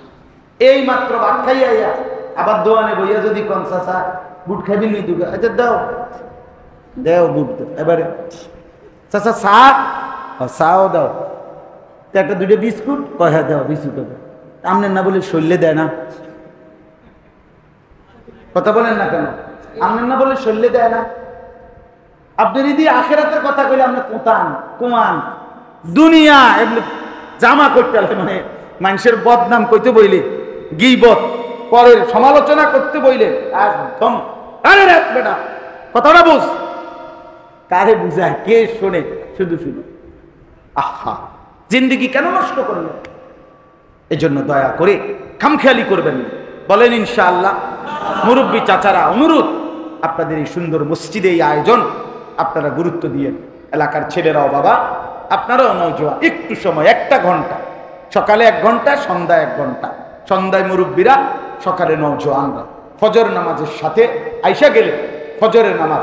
একটা শেষ কথা বলি, মজার কথা শুনেন যুবক ভাই, তোমাদেরকে বলি আমার এই শেষ অনুরোধটা, একটা জরুরি কথা হইল, ফজরের নামাজ নিয়মিত পড়বে যে, কসম খুদার ইমাম মাহাদির সঙ্গী হবে সে, আল্লাহ কসম, ফজরের মুসল্লি মাহাদির সঙ্গী, বিশ্বাস। ফজরের মুসল্লি হবে যারা দাজ্জালের বিরুদ্ধে লড়বে, তা হযরতে ঈসা আলাইহিস সালাম এবং ইমাম মাহদী ফজরের নামাজের পরে ফজরের মুসল্লিদেরকে নিয়ে সরাসরি শেষ দাজ্জালের উপরে আক্রমণ করার জন্য, এই চূড়ান্ত লড়াইয়ে দাজ্জালের মুখোমুখি হওয়ার জন্য বের হবে যেই ওয়াক্তে, সেটা বাদ ফজর। এজন্য ফজরের মুসল্লি মাহাদির সঙ্গী, এজন্য ফজরের নামাজ পড়বেন যুবক ভাই, সাথে নিজের ঈমান আমল, সূরা কেরাত, দোয়া, অনেক সুন্দর। এটা এখানে শুধু সূরা না, মৌলিক মাসআলা, আকীদা, ইবাদত, মুআমালাত, জরুরি দিন সব শেখানো। একটা সুন্দর বই আছে 5 মিনিটের মাদ্রাসা, 5 মিনিটে অনেক মৌলিক কিছু মাসআলা এখানে বলা হয়, পড়ানো হয়। এই বইটাও আছে তো না? বইটাও রাখেন, আল্লাহ তৌফিক দান করেন, আল্লাহ তাআলা কবুল করে নেন। আমাদের আসলাফ অনেক চেষ্টা করছে, আমাদের পূর্ববর্তী বুজুর্গ ওলামারা। 1 মিনিটের মাদ্রাসা আছে, 1 মিনিটের মাদ্রাসা বই আছে, 5 মিনিটের মাদ্রাসা বই আছে, উম্মতের হার তবকার জন্য। আরে যার হাতে 2টা মিনিট সময়, তারও দিন শিখাইবার জন্য ব্যবস্থা আলহামদুলিল্লাহ ওলামায়ে কেরাম করে রাখছে। এরপরেও যদি আপনি বলেন আমি শিখছি না, পড়ছি না, কি জবাব দিবেন? আল্লাহ তৌফিক দান করে। আর কোনো কথা? মাশাআল্লাহ, আগস্টের 1 তারিখ থেকে, মানে এই যে সামনে যে মাস আসতেছে, আজকে হলো 23 তারিখ, এই সপ্তাহখানিক পরে ইনশাআল্লাহ। আলহামদুলিল্লাহি রাব্বিল আলামিন। আল্লাহুম্মা আনতাস সালাম ওয়া মিনকাস সালাম, তাবারাকতা ইয়া যাল জালালি ওয়াল ইকরাম, ইয়া আরহামার রাহিমিন, ইয়া আরহামার রাহিমিন, ইয়া আরহামার রাহিমিন। রব্বানা যালামনা আনফুসানা ওয়া ইল্লাম তাগফির লানা ওয়া তারহামনা লানাকুনান্না মিনাল খাসিরিন। রব্বানা আতিনা ফিদ দুনিয়া হাসানা ওয়া ফিল আখিরাতি হাসানা ওয়া কিনা আযাবান নার। মাওলায়ে করিম আপনি মাফ করে দেন, রব্বে করিম আপনি মাফ করে দেন, আয় আল্লাহ আপনি মাফ করে দেন, আয় আল্লাহ আপনি মাফ করে দেন, আয় আল্লাহ আপনি মাফ করে দেন, আয় আল্লাহ আপনি মাফ করে দেন। মাওলায়ে করিম আপনি মাফ করে দেন, পেছনের জিন্দিগি মাফ করে দেন, আগত জিন্দিগি ঈমান আমলের দৌলত দান করেন, তাকওয়ার জীবন দান করেন, ইজ্জত আফিয়ত দান করেন, হিম্মত ইস্তেকামত দান করেন। মাওলায়ে করিম জীবনটা সুন্দর করে দেন, আখিরাতের ফিকির দান করেন, সেজদাওয়ালা কপাল বানিয়ে দেন, কাঁদনেওয়ালা চোখ বানিয়ে দেন, জিকিরওয়ালা জবান বানিয়ে দেন, মোহাব্বতওয়ালা দিল বানিয়ে দেন। এলাকার সমস্ত কবরবাসীদেরকে মাফ করে দেন, কিয়ামত পর্যন্ত কবরের আযাব মাফ করে দেন। আল্লাহ আমরা যারা বেঁচে আছি আমাদের জিন্দেগি সুন্দর করে দেন। মাওলা এই মসজিদখানা কবুল করে নেন। এতটা সুন্দর আপনার ঘর যারা সাজিয়েছে আপনি তাদের কবর সাজিয়ে দেন, আপনি তাদের আখিরাত সাজায় দেন, আপনি তাদের জিন্দেগি সাজায় দেন। আল্লাহ এই মসজিদের সাথে যে যেভাবে সম্পৃক্ত হয়েছে প্রত্যেককে উত্তম বিনিময় দান করেন। ইমাম, খতিব, মুয়াজ্জিন, কমিটি, মুসল্লি, এলাকাবাসী, দানশীল, দাতা প্রত্যেককে উত্তম বিনিময় দান করেন। আগামী দিনেও সুন্দর ইসলাহি মজলিস চালু রাখবার তৌফিক দান করেন। নওজোয়ান বয়স্কদের জন্য দিনিয়াতের এই কার্যক্রম আল্লাহ আপনি হুসনে ইন্তজাম করে দেন, সুন্দর ব্যবস্থাপনা করার তৌফিক দান করেন। মহল্লার প্রতিটা মুসলমানকে দিন শেখার জন্য কলিজার মধ্যে ফিকির মহব্বত দান করেন, আগ্রহ দান করেন। আল্লাহ আমাদের প্রত্যেকের নেক মাকসাদ পূরণ করে দেন। অসুস্থ বিমারি যারা শিফা করে দেন, কামাই রুজিতে হালাল বরকত দান করেন। প্রবাসীদেরকে সহি সালামতে নিরাপদে রাখেন।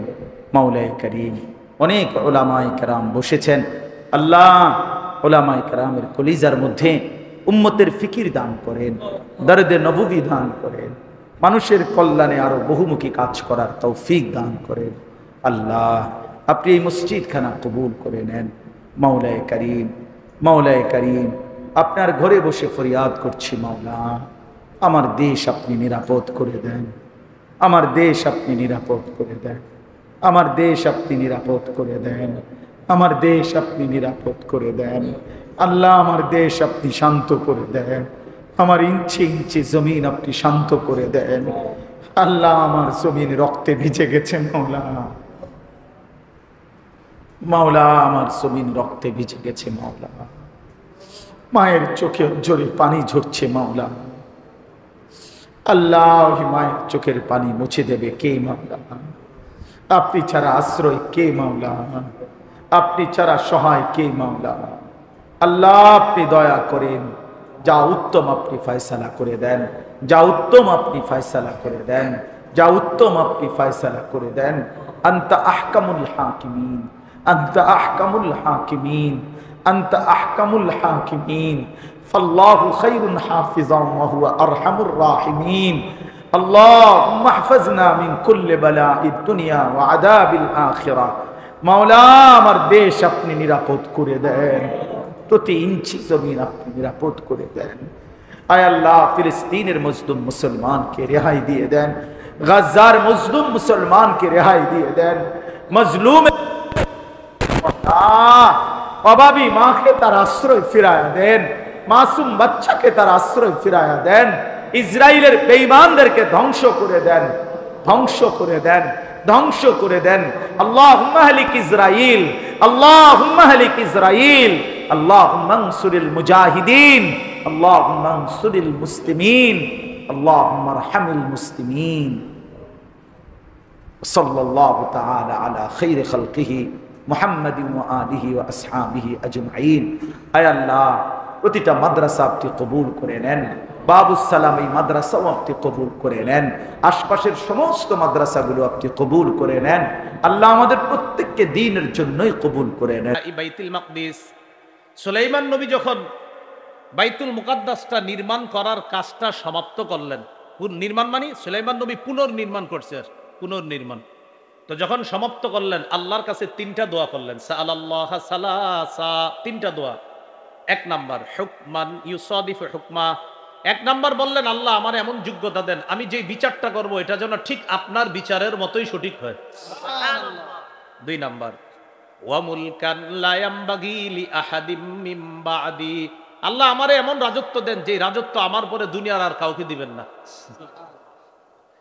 আমাদের নবী বলেন তিন নাম্বার দোয়াটা করছে, আল্লাহ ইয়াতিয়া হাদাল মাসজিদা আহাদুন লা ইউরিদু ইল্লা সালাতা ফি খরাজা মিন জুনুবিহি কায়াউমিন ওয়ালাদাতহু উম্মুহু। তিন নাম্বার দোয়া, আল্লাহ আমি যে মসজিদে আকসাটা আবার পুনরায় নির্মাণ করলাম, এখানে কোনো বান্দা যখন আসবে যদি নামাজের নিয়তে আসে, আসার পর যদি নামাজ পড়ে এখান থেকে বের হয়, আল্লাহ নবজাতক শিশুর মতো তাকে নিষ্পাপ বানায় নিবেন। আমাদের নবী বলেন সুলাইমান নবীর দুইটা দোয়া তো সুলাইমান নবীর জীবদ্দশায় আল্লাহ কবুল করে ফেলেছেন। তিন নাম্বার দোয়ার ব্যাপারে নবী বলেন আমি আশাবাদী তিন নাম্বার দোয়াটাও আল্লাহ কবুল করে ফেলেছেন। এই হলো আজকের 9 নাম্বার আলোচনা। সর্বশেষ কথা, আজকের বাইতুল মুকাদ্দাসের আশেপাশটা হবে হিজরত করার জন্য শ্রেষ্ঠ একটা জায়গা। সুবহানাল্লাহ। আবু দাউদের বর্ণনা, রাসূলুল্লাহ সাল্লাল্লাহু আলাইহি সাল্লাম বলেন সাতাকুনু হিজরাতুন বাদা হিজরা, মদিনায় যে হিজরত করলাম আমরা এটার পরে আরেকটা হিজরত হবে দুনিয়াতে। ওই যুগের হিজরত যখন হবে সাহাবায়ে কেরাম বললেন হুজুর হিজরতের শ্রেষ্ঠ জায়গা তখন কোনটা হবে? নবী বললেন খিয়ারু আহলিল আরদি আলজামুহুম মুহাজারা ইব্রাহিম, ইব্রাহিম নবী হিজরত করে যেখানে গিয়েছেন সেখানে মানুষ হিজরত করাটা হবে শ্রেষ্ঠ হিজরতের জায়গা। আর আমি আপনাদেরকে আগেও বলেছি খ্রিস্টপূর্ব 1900 সনে ইব্রাহিম নবী হিজরত করে তার এলাকা থেকে ফিলিস্তিন গিয়েছিলেন, অথবা ফিলিস্তিনের আশেপাশে সিরিয়া বলতে পারেন। তো এই বাইতুল মুকাদ্দাসের আশেপাশে হিজরত করাটা হবে শেষ জামানায় হিজরতের সবচেয়ে শ্রেষ্ঠ একটা জায়গা। আমরা আশাবাদী মুজাহিদরা হিজরত করতে করতে ইনশাল্লাহ একত্রিত হবে এবং চূড়ান্ত বিজয় মুজাহিদদেরকে আল্লাহ দান করবে। আল্লাহ আমাদের সকলকে বাইতুল মুকাদ্দাসের ব্যাপারে যে কথাগুলা জানলাম বললাম, বাইতুল মুকাদ্দাস এটা আমাদের ইমানের বিষয়, এটা সাধারণ কোনো বিষয় না। এই জন্য বাইতুল মুকাদ্দাসের মহাব্বত অন্তরে থাকতে হবে, লালন পালন করতে হবে। বাইতুল মুকাদ্দাসের আলোচনা মাহফিলে সীমাবদ্ধ রাখবেন না, এলাকায় ঘরে বাহিরে চা দোকানের সামনে সব সময় ফিলিস্তিন নিয়ে 4-5 মিনিট কথা বলার চেষ্টা করেন। ফিলিস্তিনের আলোচনা এটা থামানোর মতো কোনো আলোচনা না। কৌশলে আমাদের মাথা থেকে এই বিষয়গুলো অনেকে মুছে দিতে যাবে না, মুছে দেওয়ার কোনো সুযোগ নাই। ফিলিস্তিনের আলোচনা ততদিন চলবে যতদিন মুজাহিদদের চূড়ান্ত বিজয় না হচ্ছে। মনে থাকবেন ইনশাআল্লাহ। আপনি দুইজন বন্ধু কথা বলতেছেন 5 মিনিট, দোস্ত কেমন আছো, 1 মিনিট ফিলিস্তিনের কথা বলবেন। বিবির সাথে একান্তে আলাপ করতেছেন, বিবিরেও ফিলিস্তিনের কথা বলবেন। নিজের সন্তানকে ফিলিস্তিনের গল্প শোনাবেন। আল্লাহ আমাদেরকে কথাগুলা মনে রাখার তৌফিক দান করেন। সুবহানাল্লাহি ওয়া বিহামদিহি, সুবহানাকাল্লাহুম্মা ওয়া বিহামদিকা আশহাদু আল্লা ইলাহা ইল্লা আনতা আস্তাগফিরুকা ওয়া আতুবু ইলাইক। ও একটা ঘোষণা, আমার সংকলন করা মিম্বরের আমানত 1 থেকে 10 খণ্ড গাড়িতে আছে। প্রথম খণ্ড সন্তানের 64টা অধিকার, দ্বিতীয় খণ্ড শিরিক বেদাত কুফর তাওহীদ। 1917 থেকে ব্যাপকভাবে কাজ করা শুরু করেছে। 1917-তে ফিলিস্তিনে ইহুদিদের সংখ্যা ছিল মাত্র 8%।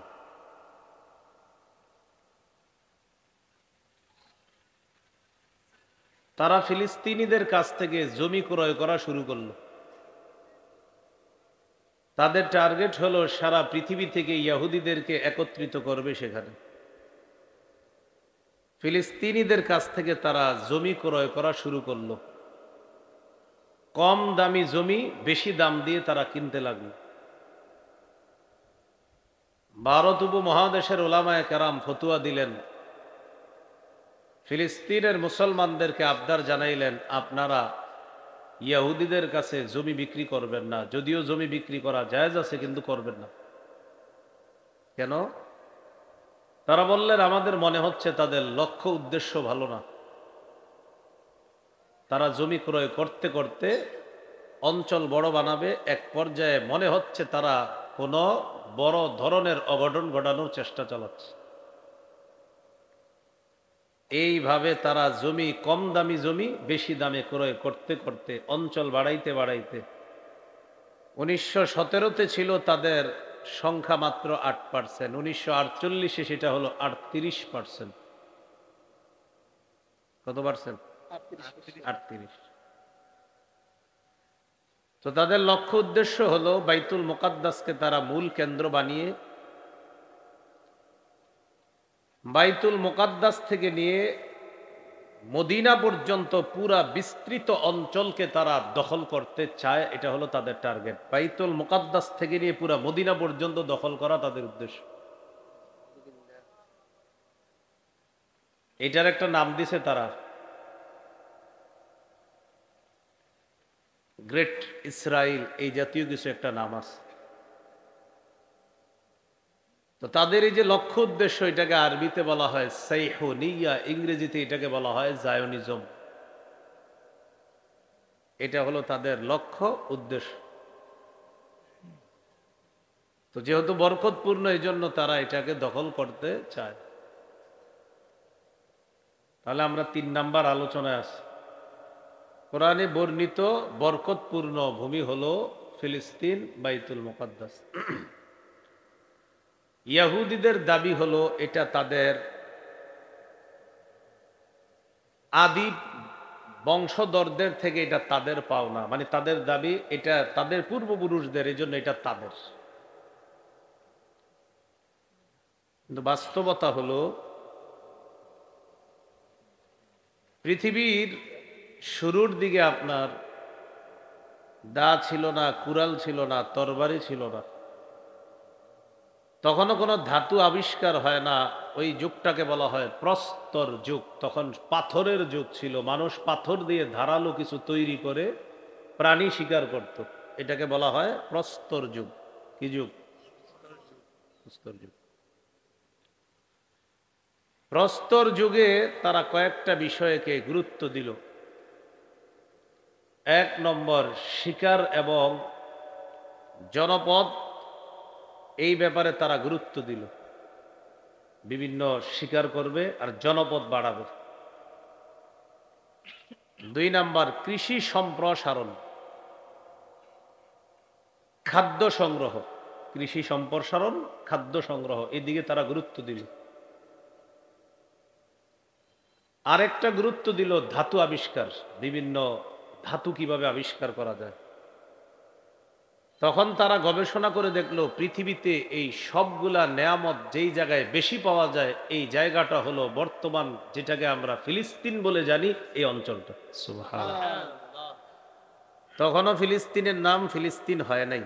বুঝতেছেন তো আপনারা? একদম এদিক সেদিক হইলে আলোচনা ছুটে যাবে। তখনও ফিলিস্তিনের নাম কি হয় নাই? ফিলিস্তিন হয় নাই। তবে তারা একটা এলাকার সন্ধান পাইল, যে এলাকা অনেক নেয়ামতে পরিপূর্ণ একটা এলাকা। তাহলে সে এলাকাটা কোন এলাকা? যেটাকে আমরা বর্তমানে কি নামে চিনি? ফিলিস্তিন। এই এলাকায় আস্তে আস্তে মানুষ আসা শুরু করলো, বিভিন্ন ধাতু আবিষ্কার করা শুরু করলো। খ্রিস্টপূর্ব 3200 সনে মানুষ ব্রোঞ্জ যুগে প্রবেশ করে। দেখবেন বিভিন্ন পুরস্কার দেয়, স্বর্ণের মেডেল দেয়, রূপার মেডেল দেয়, ব্রোঞ্জ দেয়, ব্রোঞ্জ এগুলো। তো ব্রোঞ্জ যুগে প্রবেশ করে খ্রিস্টপূর্ব 3200 সনে। তখন মানুষ সর্বপ্রথম টিন আবিষ্কার করে। কি টিন? ওই যে টিনের ঘর, এই টিন। হ্যাঁ, আরে বুঝছেন নি? টিন, এই যে টিনের ঘর আছে না, এই টিন। হ্যাঁ, এই ব্রোঞ্জ যুগে টিন আবিষ্কার করে মানুষ। ওই যুগে আরব উপদ্বীপ থেকে একটা জাতি, বর্তমানে যারে আমরা ফিলিস্তিন বলে জানি, সেখানে গিয়ে বসবাস শুরু করলো। তাদের নাম হলো কেনআনী সম্প্রদায়। কি নাম? কেনআনী। তাহলে আলোচনা বুঝে থাকলে বলেন তো, ইহুদিদের দাবি আমাদের পূর্বপুরুষরা এখানে বসবাস করত, অথচ ইতিহাস বলছে কেনআনীরা সেখানে সর্বপ্রথম বসবাস, গোড়াপত্তন শুরু করে। এই কেনানি সম্প্রদায়ের একটা এলাকার নাম, একটা অংশের নাম ছিল ফিনিশিয়ান সম্প্রদায়। কি সম্প্রদায়? ফিনিশিয়ান।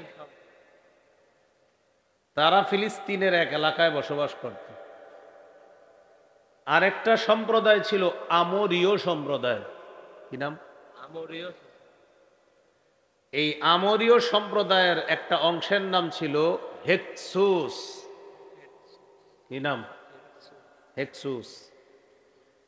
এই হেক্সুস সর্বপ্রথম আল কুদস শহরের গোড়াপত্তন করে এটার নাম রাখছে ওরসালিম। বর্তমান ফিলিস্তিন যেটাকে বলি, বা আল কুদস শহর যেটা, এটার নাম রাখলো কি ওরসালিম।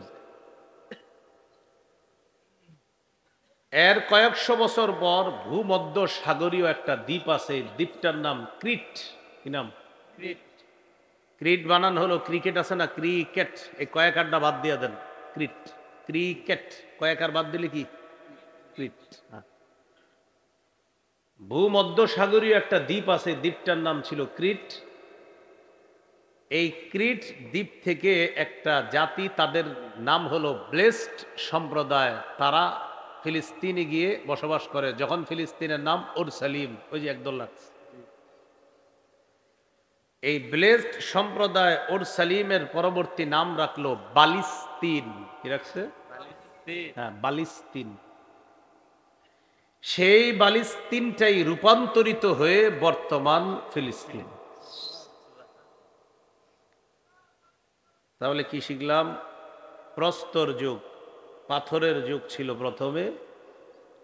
সেই যুগের পরে আস্তে আস্তে মানুষ ধাতু আবিষ্কারের প্রয়োজনীয়তা দেখা দিলে তখন তারা দেখলো বর্তমানে যাকে আমরা ফিলিস্তিন বলে জানি, এই এলাকায় আল্লাহর নেয়ামতে পরিপূর্ণ এলাকা, খনিজ পদার্থে ভরা একটা এলাকা।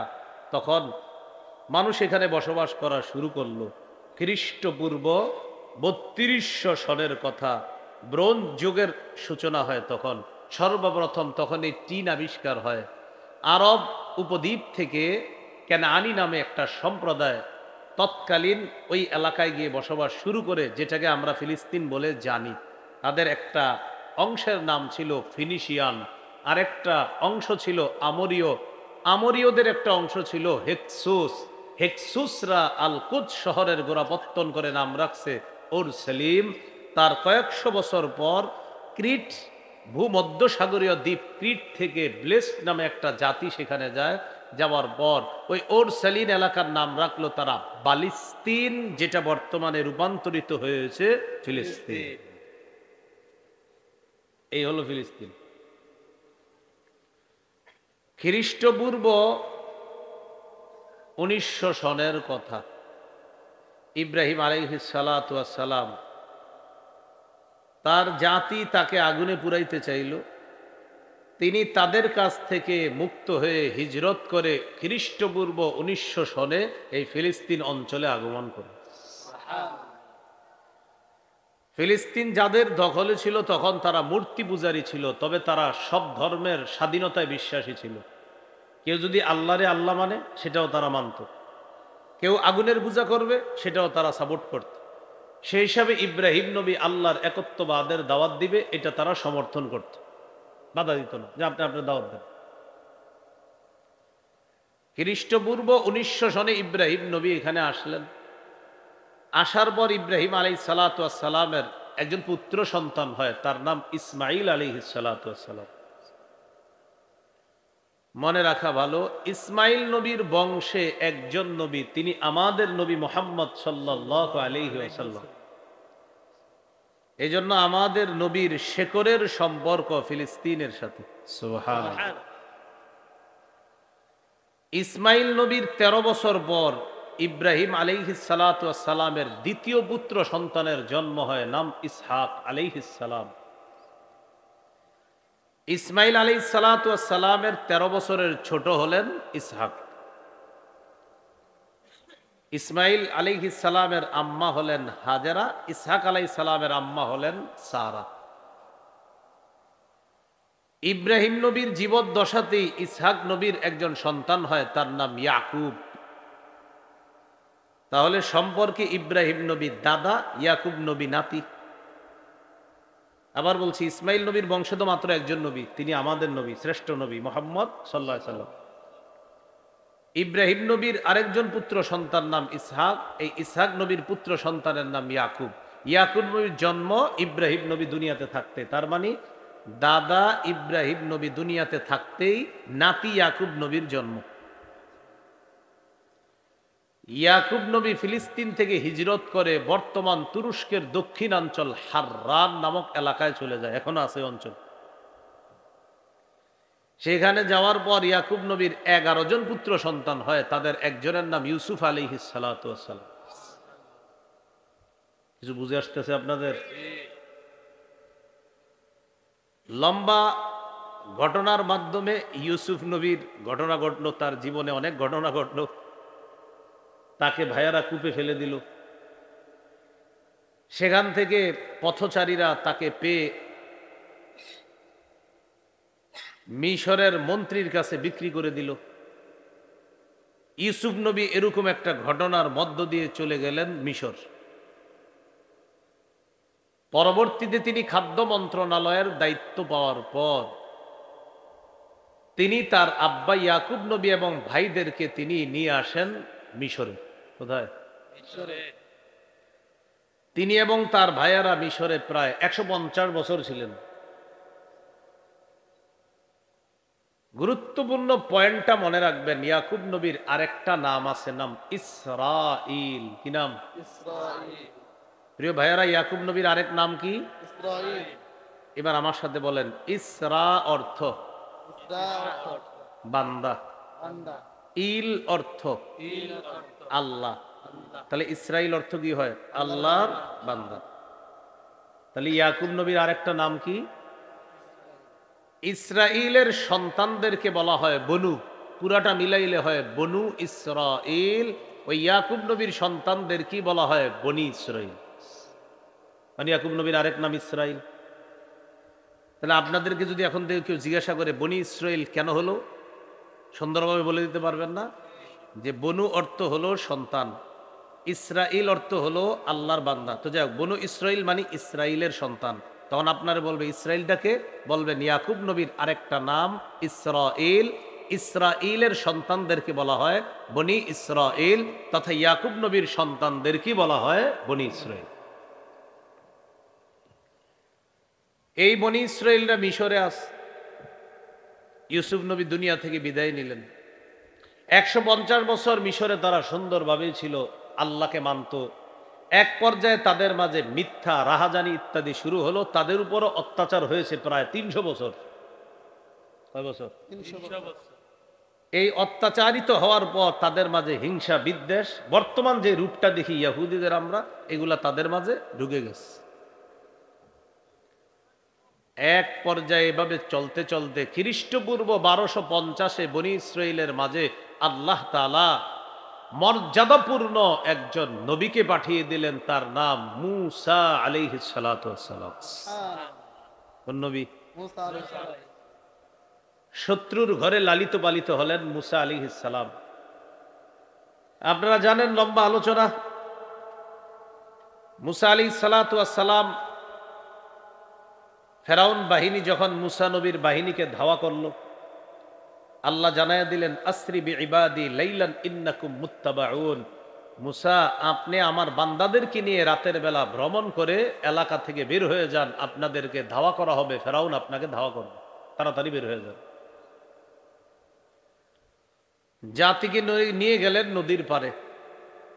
লোহিত সাগরের পারে যাওয়ার পর,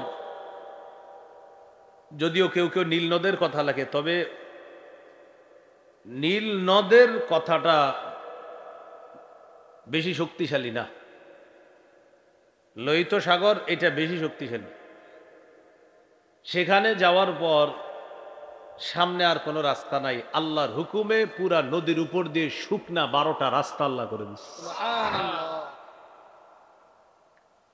ফেরাউন আর তার বাহিনী পিছে পিছে আসছে।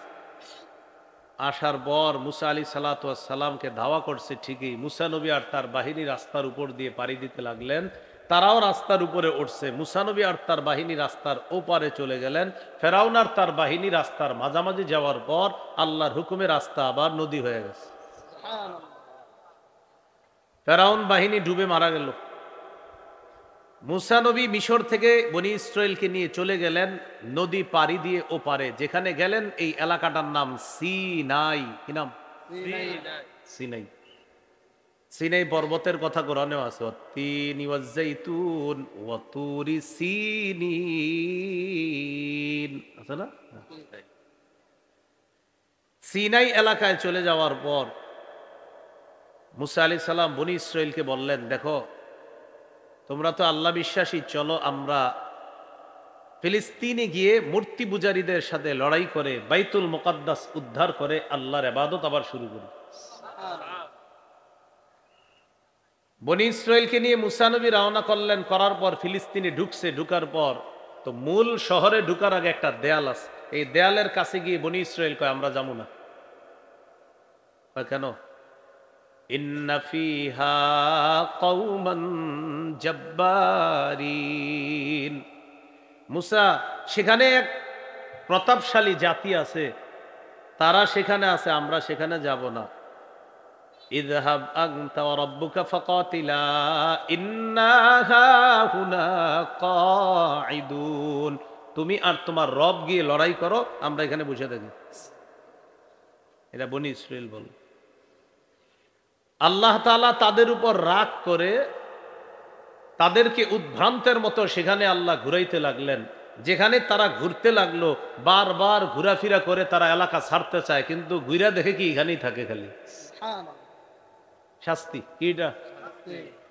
তো পয়েন্টটা মনে রাখবেন, আমার আজকের আলোচনায় পয়েন্টগুলো মনে রাখলে আপনি অনেক কিছু জেনে ফেললেন। যেই এলাকাটায় তাদেরকে আল্লাহ উদ্ভ্রান্তের মতো ঘুরাইতে লাগলেন, এলাকাটার নাম কি নাম?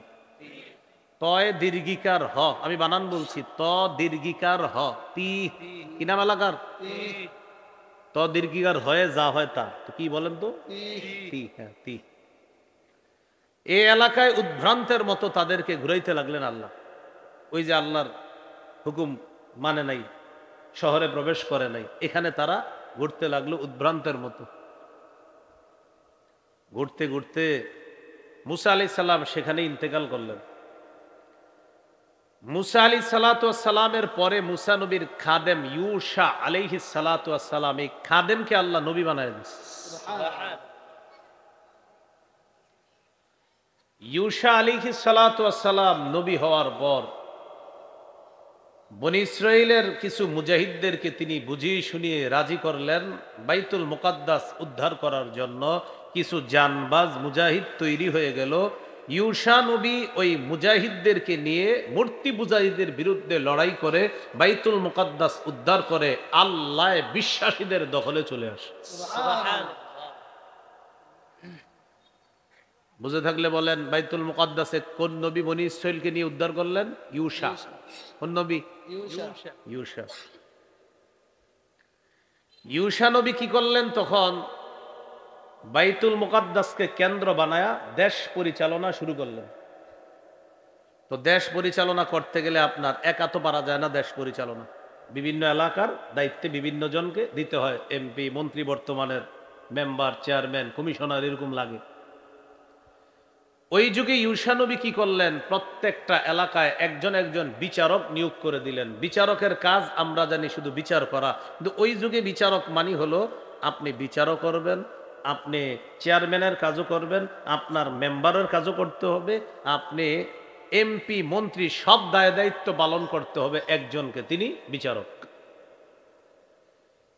পয়েন্ট। এজন্য ওই যুগটাকে বলা হয় বিচারকদের যুগ। কি বলা হয়? বিচারকদের, মানে বিচারকরা দেশ চালায়। তো বিচারকরা দেশ চালায়, এটা আবার ফিলিস্তিনের বাহিরে যে এলাকাগুলা এরা মানতে পারে না। থুর, এটা কোনো কথা নাকি যে বিচারকরা দেশ চালাবে? এদের কাজ বিচার করা, এরা দেশ চালাবে কেন? তখন তারা আশেপাশ থেকে বাইতুল মুকাদ্দাসের উপর আবার হামলা করা শুরু করছে। আল্লাহ বিশ্বাসী যারা, তারা হামলা প্রতিহত করতে করতে এক পর্যায়ে আসদুদি নামে একটা সম্প্রদায় বাইতুল মুকাদ্দাসের উপর হামলা চালিয়ে বাইতুল মুকাদ্দাস তারা দখল করে নিছে। আবার আল্লাহ বিশ্বাসীদের হাত থেকে বাইতুল মুকাদ্দাস ছুটে গেল। ইতিমধ্যে ইউশা নবী ইন্তেকাল করছে। ইউশা নবী যাদেরকে বিচারক নিযুক্ত করেছিলেন, বিচারকদের মাঝে একজন বিচারকের নাম হলো শামউইল। কি নাম? শামউইল। বলেন তো কি নাম? শামউইল। আমি আরবিটা বলছি, শিন, মিম, ওয়াও, ইয়া, লাম, শামউইল। কি নাম? বলেন তো, ইউশা নবী যেই বিচারকদেরকে বিচারক বানিয়েছিলেন তাদের মধ্যে অন্যতম একজন বিচারকের নাম কি?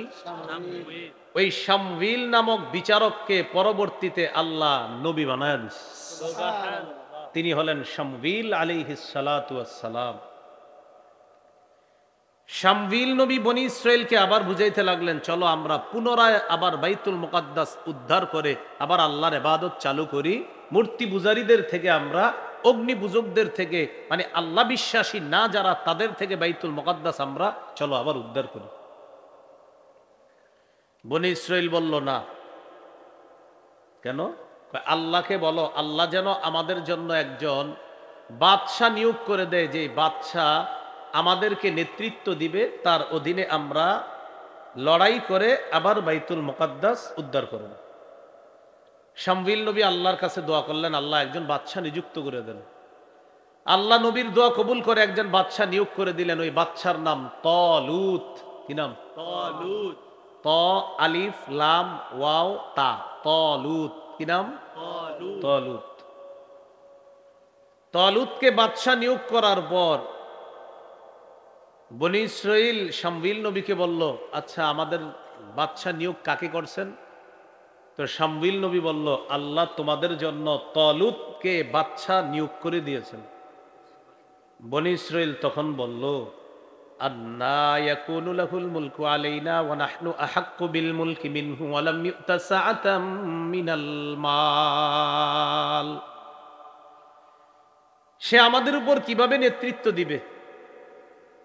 আর তার তো টাকা পয়সাও নাই। নেতৃত্বের যোগ্যতা আমাদের বেশি। এটা কারা বলল? বনি ইসরাইল। আমরাই নেতৃত্বের বেশি যোগ্য, হকদার, আর তার তো টাকা পয়সাও নাই। কার? তলুতের। সে নেতৃত্ব দিবে কিভাবে? এখান থেকে বোঝা যায় নেতৃত্ব দিতে হলে টাকা পয়সা লাগে, এটা মনে করত অনেক পূর্বের যুগের মানুষরা, যেটা বর্তমান যুগের একদল মানুষও মনে করে যে নেতা হতে গেলে মনে হয় অনেক টাকা লাগে। যার কারণে মানুষ চা দোকানের সামনে বসে চা খায় আর অপেক্ষায় থাকে কে আইসা 500 দিবে। 500 দেওয়ার পর অপেক্ষা করে কে 1000 দিবে। 1000-এর পর অপেক্ষা করে কে দিবে 2000। এরকম একদল মানুষের একটা ইনকামের সময় হয় আপনার কিছু সময় গিয়া। তখন ওই মানুষগুলার পিছনে কিছু মানুষ 100-200 কোটি টাকা খরচ করে আপনার নেতা হয়। তো বেড়াই কি ফাও ফাও খরচ করছে টাকা? না, এই টাকা উঠানোর জন্য পরবর্তীতে রডের পরিবর্তে বাঁশ দেয়। দোষ তো আমাদেরও। আমাদের ভাবনা হলে টাকা হতে হবে, এটা আমাদের মানসিকতা।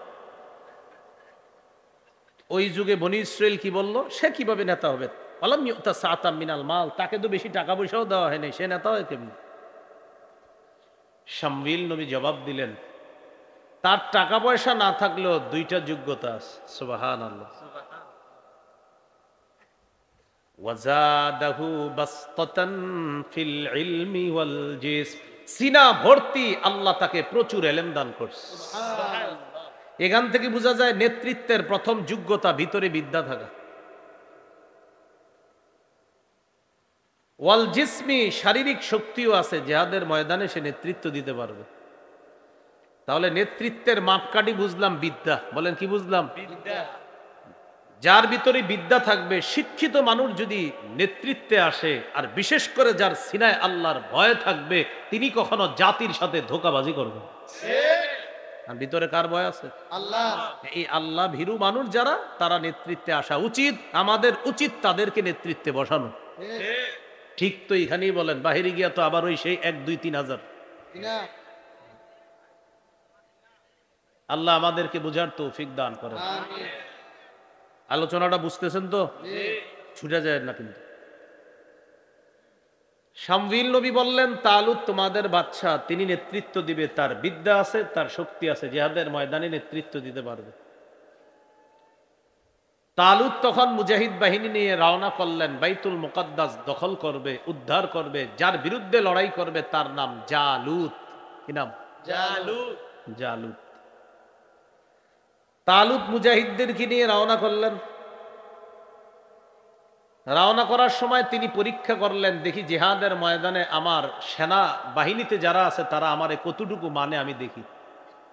তখন বললেন, তোমরা যাওয়ার সময় একটা নদী পড়বে, এই নদীর পানি যে পান করবে সে আমার মুজাহিদ বাহিনী থেকে ছিটকে যাবে। কিন্তু কিছু মানুষ ঠিকই পানি পান করছে। বেশিরভাগ মানুষ পানি পান করে মুজাহিদ বাহিনী থেকে ছিটকে পড়েছে, সামান্য কিছু মুজাহিদ টিকে ছিল। ঐতিহাসিকগণ লিখেছেন তাদের সংখ্যা ছিল 313। সুবহানাল্লাহ। এই স্বল্প মুজাহিদের বাহিনী নিয়ে তালুত রওনা করলেন বাইতুল মুকাদ্দাস উদ্ধার করার জন্য। যার সাথে লড়াই করবে তার নাম জালুত। কি নাম? জালুত। লড়াই নেতৃত্ব দিবে তাওহীদবাদীদের পক্ষে যিনি, তার নাম তালুত। আর তাওহীদবাদী যারা তাদের বিরুদ্ধে যে, তার নাম জালুত। তো কম সংখ্যক দল যারা, তারা বলল কাম মিন ফিআতিন কালিলাতিন গালাবাত ফিআতান কাসীরাতাম বিইذনিল্লাহ। কত ছোট বাহিনী আল্লাহর হুকুমে বড় বাহিনীকে পরাজিত করে দিয়েছে।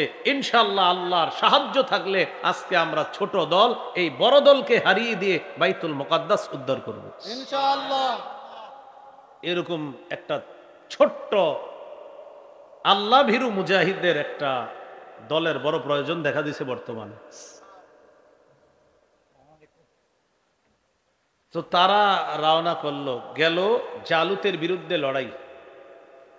লড়াইয়ে আল্লাহর রহমতে তালুত বাহিনী জালুত বাহিনীকে শোচনীয়ভাবে নাস্তানাবুদ করে ছাড়তেছে। তালুত বাহিনীকে আল্লাহ তাআলা ক্ষণে ক্ষণে বিজয় দান করতেছে। অর্থাৎ যারা আল্লাহ বিশ্বাসী তাদেরই বিজয় হচ্ছে। তারা সংখ্যায় কি কম ছিল না বেশি? কম, ছোট্ট বাহিনী। তবে বিপরীত বাহিনীর যে প্রধান জালুত, ও হলো পালোয়ান। ওর সাথে লড়াই করার জন্য কেউ সাহস করে না। জালুতের সাথে খুব বড় পালোয়ান। সে মাঠে এসে বারবার বলে, কে আসো? আমি তো এখনো বাকি আছি। আমাকে না হারানো পর্যন্ত তো বাইতুল মুকাদ্দাস তোমাদের হবে না। তাকে কেউ হারানোর মতো নাই। পয়েন্ট। এখন যে কথাটা বলবো এটা হলো নোট করার মতো জিনিস। মুজাহিদ বাহিনীতে দাউদ নবীর 2 ভাই ছিল। সুবহানাল্লাহ। কোন নবীর? দাউদ নবী। দাউদ নবীরা 3 ভাই। বড় 2 ভাই জিহাদের ময়দানে আছে। আর দাউদ নবীর বয়স তখন 16 বছর। তিনি বাবার সেবা করার জন্য বাড়িতে রয়ে গেছে। অসুস্থ বাবা। 16 বছরের সন্তান দাউদ নবীকে বললেন, দাউদ তুমি একটু যাও, জিহাদের ময়দানে গিয়ে তোমার 2 ভাইয়ের খবর নিয়ে আসো তো, কি খবর? দাউদ নবী তার 2 ভাইকে তালাশ করতে এসে জানতে পারলেন জালুত বাহিনীর বিরুদ্ধে তালুত বাহিনী প্রায় জয় নিশ্চিত করে ফেলছে। শুধু একটু বাধা আছে। জালুতকে হারিয়ে দিতে পারলেই চূড়ান্তভাবে বিপরীত বাহিনী হেরে যাবে, আর বাইতুল মুকাদ্দাস আল্লাহ বিশ্বাসী যারা তাদের দখলে চলে আসবে। বাধা শুধু যেই ব্যক্তিটা, তার নাম জালুত।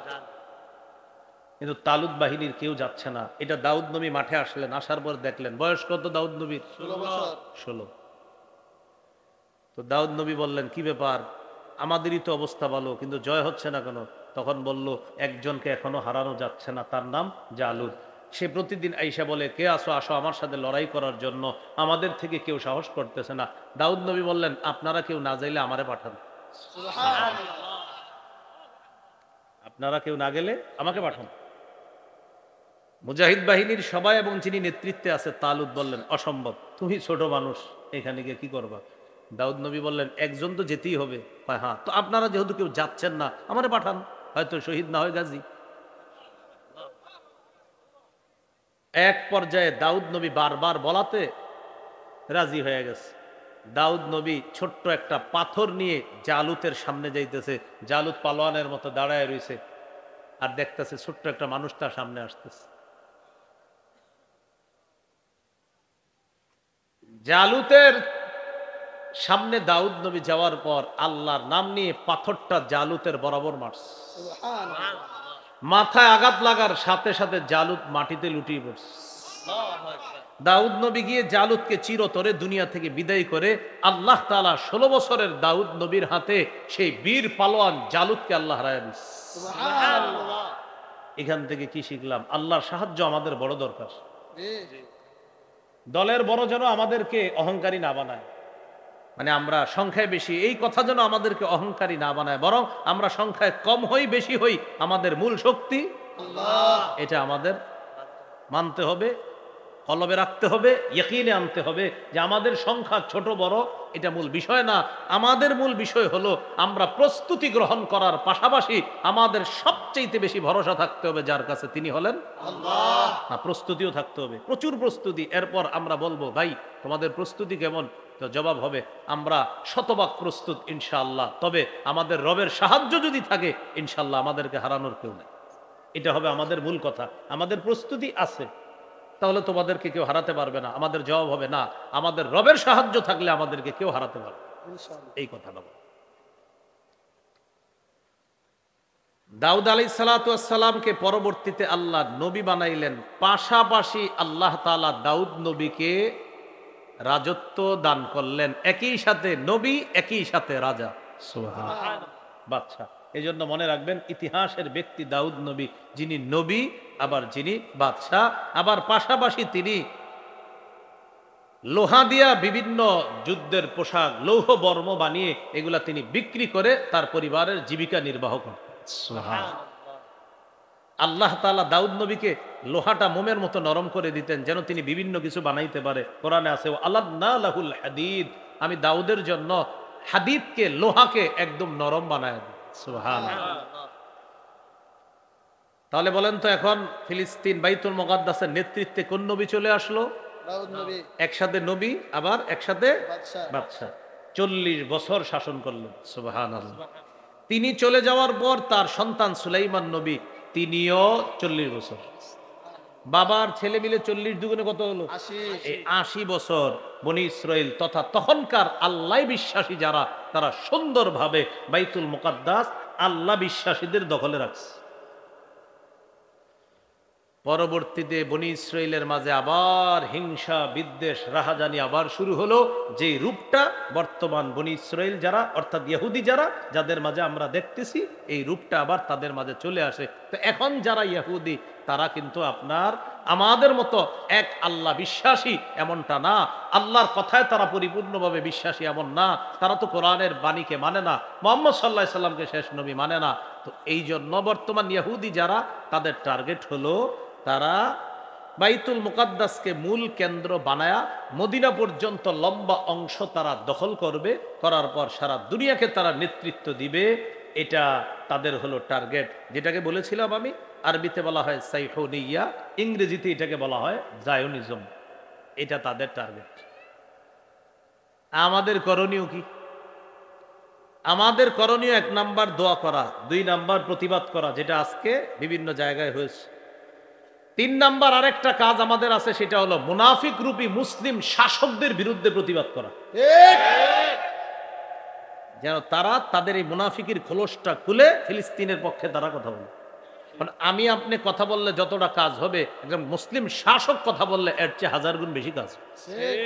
এরা কেন যেন অস্বাভাবিক কোন কারণে পুরা চুপ, নীরবতা পালন করতেছে, নীরব ভূমিকা পালন করে, আল্লাহ জানে কেন এটা করে। দেখবেন কিছুদিনের মধ্যে একটা অনুষ্ঠান হইতে পারে, আমার কেন জানি মনে হয় অনুষ্ঠানে বলবে আহা কাজটা ঠিক হয় না, এই হয় না, ওই হয় না, মানে শুধু শুধু একটা অনুষ্ঠান করবে আর কিছু সমবেদনা জানাবে। এই ইনশাআল্লাহ ফিলিস্তিন মুসলমানদের ছিল, আছে, থাকবে ইনশাআল্লাহ, মাথা রাখতে হবে। কিছুদিন হয়তো অন্যরা এটাকে দখল করার চেষ্টা চালাবে, কিন্তু আল্লাহ কোরআনে বলেছে দুরিবাত আলাইহিমুদ্দিল্লাহ, ইহুদিদের ব্যাপারে আল্লাহ বলেছে লাঞ্ছনা তাদের জন্য অবধারিত, তারা সারা জীবন লাঞ্ছিত থাকবে। এই বর্তমানে তাদের কর্মের কারণে কি তাদেরকে ভালো বলতেছে? সারা পৃথিবী তাদেরকে অভিশাপ দিচ্ছে। এটা কেমন কাজ? পাখির মতো মানুষ মারতেছে। আল্লাহ আমাদেরকে বোঝার তৌফিক দান করে। আলোচনা মনে আসেনি আপনাদের? কোরআনে বর্ণিত পবিত্র ভূমি ফিলিস্তিন। 2 নাম্বার কথা বলেছিলাম নবীদের স্মৃতি বিজড়িত স্থান ফিলিস্তিন। 3 নাম্বার কোরআনে বর্ণিত বরকতপূর্ণ জায়গা ফিলিস্তিন। এই হলো 3 নাম্বার কথা। এখান থেকে আমরা মাঝখানে অনেকগুলো আলোচনা শুনেছি। 4 নাম্বার কথা, পৃথিবীর প্রাচীনতম দ্বিতীয় মসজিদ বাইতুল মুকাদ্দাস। সুবহানাল্লাহ। বলেন তো পৃথিবীর সবচেয়ে প্রাচীনতম দ্বিতীয় মসজিদ কোনটা? বাইতুল মুকাদ্দাস। সহিহ বুখারীর বর্ণনা 3366 নম্বর হাদিস। আবু যর গিফারি রাদিয়াল্লাহু তাআলা আন রাসূল সাল্লাল্লাহু আলাইহি সাল্লামকে প্রশ্ন করলেন, আইয়ু মসজিদিন উদিয়া ফিল আরদি আউয়াল, ইয়া রাসূলুল্লাহ, পৃথিবীতে সর্বপ্রথম প্রতিষ্ঠিত মসজিদ কোনটি? فقال رسول الله صلى الله عليه وسلم المسجد الحرام। রাসূলুল্লাহ সাল্লাল্লাহু আলাইহি সাল্লাম বললেন, মসজিদে হারাম এটা হলো পৃথিবীতে সর্বপ্রথম প্রতিষ্ঠিত মসজিদ। আবু যর গিফারি রাদিয়াল্লাহু তাআলা আনহু বললেন, সুম্মা আইয়ুন, হুজুর এরপর কোনটা? فقال رسول الله صلى الله عليه وسلم المسجد الاقصى، এরপর হলো ফিলিস্তিনে অবস্থিত যেটা মসজিদে আকসা। আবু যর গিফারি রাদিয়াল্লাহু তাআলা প্রশ্ন করলেন, কাম বাইনাহুমা, হুজুর প্রতিষ্ঠিত হওয়ার ব্যবধানটা কতদিন? অর্থাৎ মসজিদে হারাম তো প্রথম, আর দ্বিতীয় হলো মসজিদে আকসা প্রতিষ্ঠিত হওয়ার দিক থেকে হুজুর ব্যবধান কতদিনের? নবী বললেন, আরবাউনা সানা, 40 বছর। সুবহানাল্লাহ। তাহলে বলেন তো, পৃথিবীর প্রতিষ্ঠিত প্রথম মসজিদ কোনটা? মসজিদে হারাম। দ্বিতীয় কোনটা? মসজিদে হারামের কত বছর পরে মসজিদে আকসা প্রতিষ্ঠিত হয়? মাশাআল্লাহ, মনে থাকবে না ইনশাআল্লাহ? এ হলো আমাদের 4 নাম্বার আলোচনা। আজকের আলোচনা নাম্বার 5, পৃথিবীর তৃতীয় সবচাইতে মর্যাদাপূর্ণ মসজিদ মসজিদে আকসা। সুবহানাল্লাহ। 4 নাম্বারটা বললাম প্রতিষ্ঠিত দ্বিতীয় প্রাচীন মসজিদ, আর 5 নাম্বার আলোচনা পৃথিবীর সবচেয়ে মর্যাদায় তৃতীয় মর্যাদাপূর্ণ মসজিদ হলো মসজিদে আকসা। সহিহ বুখারীর 1189 নম্বর হাদিস। এই হাদিসের মধ্যে আসছে রাসূলুল্লাহ সাল্লাল্লাহু আলাইহি সাল্লাম বলেন, লা তুশাদ্দুর রিহাল ইল্লা ইলা সালাসাতি মাসাজিদা, সফর করা উচিত 3 মসজিদে। কয় মসজিদে? 3 মসজিদে। আল্লাহ যদি সামর্থ্যবান বানায়, কারা কারা নিয়ত করে ফেলেন ইনশাআল্লাহ সফর করব এই 3 মসজিদে? করব তো ইনশাআল্লাহ? ইনশাআল্লাহ। 2টা অনেকের হয়ে গেছে, একটা বাকি আছে। 2টা অনেকের হয়ে গেছে। তো নবীজি বলেন সফর করা উচিত কয় মসজিদে? 3 মসজিদে। আল মসজিদিল হারাম, 1 নাম্বার মসজিদে হারামে। 2 নাম্বার ওয়া মসজিদির রাসূল সাল্লাল্লাহু আলাইহি ওয়াসাল্লাম, 2 নাম্বার মদিনায় অবস্থিত আমাদের প্রিয় নবীর মসজিদ। সুবহানাল্লাহ। 3 নাম্বার ওয়া মসজিদিল আকসা, ফিলিস্তিনে অবস্থিত মসজিদে আকসা। তো মসজিদে হারাম আর মদিনার মসজিদে নববী, আমি আশাবাদী অনেক মুসলমানদের সফর হয়ে গেছে, মসজিদে আকসাটা বাকি আছে। ইনশাআল্লাহ আমরা সেই সফরে যাব ইনশাআল্লাহ। ইনশাআল্লাহ। আল্লাহ তৌফিক দান করুন। আমিন। এ হলো আজকের 5 নাম্বার আলোচনা। তাহলে মর্যাদায় পৃথিবীর সবচেয়ে মর্যাদাপূর্ণ তৃতীয় মসজিদ হলো বাইতুল মুকাদ্দাস, আর 4 নাম্বার আলোচনা ছিল প্রতিষ্ঠিত হওয়ার দিক থেকে পৃথিবীর সবচেয়ে প্রাচীন দ্বিতীয় মসজিদ বাইতুল মুকাদ্দাস। 6 নাম্বার আলোচনা, মুসলমানদের এক সময়ের কেবলাও ছিল প্রায় 17-18 মাস বাইতুল মুকাদ্দাস। সুবহানাল্লাহ। নবীজি কাবাটা সামনে রাইখা বাইতুল মুকাদ্দাসের দিকে ফিরে নামাজ পড়তেন আল্লাহর হুকুমে। মুসনাদে আহমদ 2991 নম্বর হাদিস, 2991। এই হাদিসে আছে, কানা রাসূলুল্লাহ সাল্লাল্লাহু আলাইহি ওয়াসাল্লাম ইউসাল্লি ওয়া হুয়া বিমাক্কাতা নাহওয়া বাইতুল মাকদিস ওয়াল কাবাতু বাইনা ইয়াদাইহি, নবী কাবা সামনে রেখে মক্কায় থাকা অবস্থায় বাইতুল মুকাদ্দাসের দিকে ফিরে আল্লাহ রাসূল নিজেও নামাজ আদায় করতেন। সুবহানাল্লাহ। পরে আবার আল্লাহ পরিবর্তন করে আবার কাবা বানাইছে। এ হলো 6 নাম্বার আলোচনা। 7, এটা আমার সাথে বলেন, বলেন আমাদের নবীজির মেরাজের রাতের স্মৃতি বিজড়িত স্থান বাইতুল মুকাদ্দাস। বাইতুল মুকাদ্দাস। সহিহ মুসলিমের বর্ণনা 172 নম্বর হাদিস, লম্বা হাদিসের অংশ বিশেষ। নবীজি বলেন, ওয়াকাদ রাআইতুনি ফি জামাআতিন মিনাল আম্বিয়া, আমি সফর করতে করতে বাইতুল মুকাদ্দাস মসজিদে গিয়ে দেখি অসংখ্য নবীদের মাঝে আমি আমাকেও দেখতে পেলাম। সুবহানাল্লাহ। পরের অংশটা বলবো কি আছে? জি। নবীজি বলেন, ফাইদা মুসা কাইমুন ইউসাল্লি, হঠাৎ দেখি মুসা নবী দাঁড়ায় নামাজ পড়তেছে। সুবহানাল্লাহ। ফাইদা রাজুলুন দরবুন, দেখি কি মুসা নবী ছিপছিপে পাতলা লম্বা একজন মানুষ। সুবহানাল্লাহ। মুসা নবী ছিপছিপে পাতলা লম্বা, মাথার চুলগুলা একটু কোকড়ানো, কান্নাহু মিন রিজালি শানুআ, শানুআ বংশের মানুষগুলা যেমন মুসা নবীর এমন মনে হলো। দেখি উনি নামাজ পড়তেছে। জানো কি হলো? ইদা ঈসা কাইমুন ইউসাল্লি, হঠাৎ দেখি ঈসা নবীও নামাজ পড়তেছে। আকরাবুন নাসি বিহি শাবহা উরওয়াতু ইবনে মাসউদ আত-তাকাফি। আমার সাহাবী উরওয়া ইবনে মাসউদ দেখতে যেমন ঈসা নবীর প্রায় তেমন মনে হলো। মানে ঈসা নবীর সাথে সাদৃশ্যপূর্ণ আমার সাহাবী উরওয়া ইবনে মাসউদ। তাহলে পয়েন্ট, এই জায়গাটা পয়েন্ট। ঈসা নবীর মতো দেখতে কোন সাহাবীকে দেখা যাইতো? উরওয়া ইবনে মাসউদ। আল্লাহ জানে, মনে থাকবেনি। আমাদের নবী মেরাজের রাতে ঈসা নবীকে যখন দেখলেন কোন সাহাবীর মতো অনেকটা মনে হয়েছে? উরওয়া ইবনে মাসউদ আত-তাকাফি পুরা নাম। ওয়াইদা ইব্রাহিমু কাইমুন ইউসাল্লি, হঠাৎ দেখি ইব্রাহিম নবী নামাজ পড়তেছে। সুবহানাল্লাহ। আশবাহুন নাসি বিহি সাহিবাকুম ইয়ানি নাফসা, ইব্রাহিম নবীরে দেখতে অনেকটা তোমাদের এই সাথী মানে আমি নবী মুহাম্মদ সাল্লাল্লাহু আলাইহি সাল্লামের মতো মনে হলো। সুবহানাল্লাহ। ইব্রাহিম নবী অনেকটা আমার মতো, প্রায় আমার মতো দেখতে। নবীজি বলেন এরপর ফাহানাতিস সালাহ, নামাজের সময় হলো, ফাআমামতুহুম, আমারে সবাই সামনে দিয়ে দিল, আমি সবার ইমামতি করলাম। তাহলে আমাদের নবীর মেরাজের রাতের স্মৃতি বিজড়িত স্থান বাইতুল মুকাদ্দাস। এগুলো 7 নাম্বার কথা। 8 নাম্বার, বাইতুল মুকাদ্দাসের সালাত আদায়। বাইহাকির বর্ণনা 3845 নম্বর হাদিস, শুআবুল ঈমানে আসছে। রাসূলুল্লাহ সাল্লাল্লাহু আলাইহি সাল্লাম বলেন, আস-সালাতু ফিল মসজিদিল হারাম বিমিআতি আলফি সালাত, মক্কায় অবস্থিত মসজিদে হারামে এক ওয়াক্ত নামাজ কেউ যদি পড়ে 1,00,000 নামাজের মতো সওয়াব পাবে। সুবহানাল্লাহ।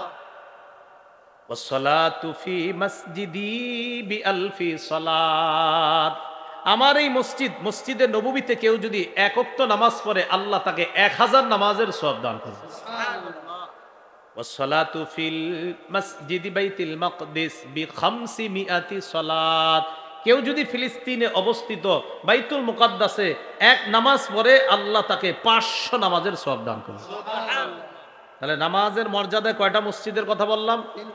নামাজের মর্যাদায় আরেকটা মসজিদ আছে, বলবো নি সেটা যেন আপনাদের মনে থাকে। তাহলে বোঝা গেল পৃথিবীর নামাজের পড়ার দিক থেকে মর্যাদাপূর্ণ মসজিদ মোট 4টা। একটা মসজিদে হারাম, একটা মসজিদে নববী, আর একটা মসজিদে আকসা। অন্য হাদিসে আরেকটা আছে, সেটাও বলে দিই। মদিনায় আল্লাহ রসুল যখন হিজরত করে যান, যাওয়ার পর এক এলাকায় 14 দিন ছিলেন, ওই এলাকাটার নাম কুবা। কি নাম? কুবা। সেখানে নবীজি একটা মসজিদ প্রতিষ্ঠিত করেন, এটার নাম মসজিদে কুবা। কেউ যদি বাসায় অজু করে গিয়ে মসজিদে কুবাতে নামাজ আদায় করে আল্লাহ তাকে একটা উমরার সওয়াব দান করে। সুবহানাল্লাহ। মনে থাকবেন ইনশাআল্লাহ। তাহলে আপনাদেরকে প্রশ্ন করি, পৃথিবীতে মর্যাদার দিক থেকে কয়টা মসজিদ? নামাজ পড়ার মধ্যে সবচেয়ে মর্যাদা কয়টা মসজিদ? 4টা। না, আকসা না, মসজিদ নববী 2 নাম্বার। হ্যাঁ, 3 নাম্বার, 4 নাম্বার পৃথিবীর প্রাচীনতম প্রথম মসজিদ, দ্বিতীয় মসজিদ না প্রতিষ্ঠিত প্রাচীন। হ্যাঁ হ্যাঁ, উনি আমার মহব্বতে মনে ভুলে দিতেছে সব। প্রাচীনতম প্রতিষ্ঠিত প্রথম মসজিদ, দ্বিতীয় মসজিদ, ব্যবধান কত বছর? 40 বছর। নামাজ পড়ার দিক থেকে সবচাইতে মর্যাদাপূর্ণ হারাম, 2 নাম্বার মসজিদ নববী, 3 নাম্বার আকসা, 4 নাম্বার কুবা। এই তো, আল্লাহ আমাদেরকে মনে রাখার তৌফিক দান করে। এইগুলো 8 নাম্বার আলোচনা। 9 নাম্বার আলোচনা, বাইতুল মুকাদ্দাসে যারা জিয়ারত করতে যাবে, ঈসা নবী সুলাইমান নবী তাদের জন্য দোয়া করছে আল্লাহ যেন তাদেরকে নবজাতক শিশুর মতো নিষ্পাপ বানায় দেন। নাসাইর বর্ণনা 692 নম্বর হাদিস, লাম্মা ফারাগা সুলাইমান ইবনে দাউদ মিন বিনাই বাইতুল মাকদিস, সুলাইমান নবী যখন বাইতুল মুকাদ্দাসটা নির্মাণ করার কাজটা সমাপ্ত করলেন, নির্মাণ মানে সুলাইমান নবী পুনর্নির্মাণ করছে, পুনর্নির্মাণ। তো যখন সমাপ্ত করলেন আল্লাহর কাছে 3টা দোয়া করলেন, সাআলাল্লাহ সালাসা, 3টা দোয়া। 1 নাম্বার হুকমান ইউসাদিফু হুকমা, 1 নাম্বার বললেন আল্লাহ আমার এমন যোগ্যতা দেন আমি যে বিচারটা করব এটা যেন ঠিক আপনার বিচারের মতোই সঠিক হয়।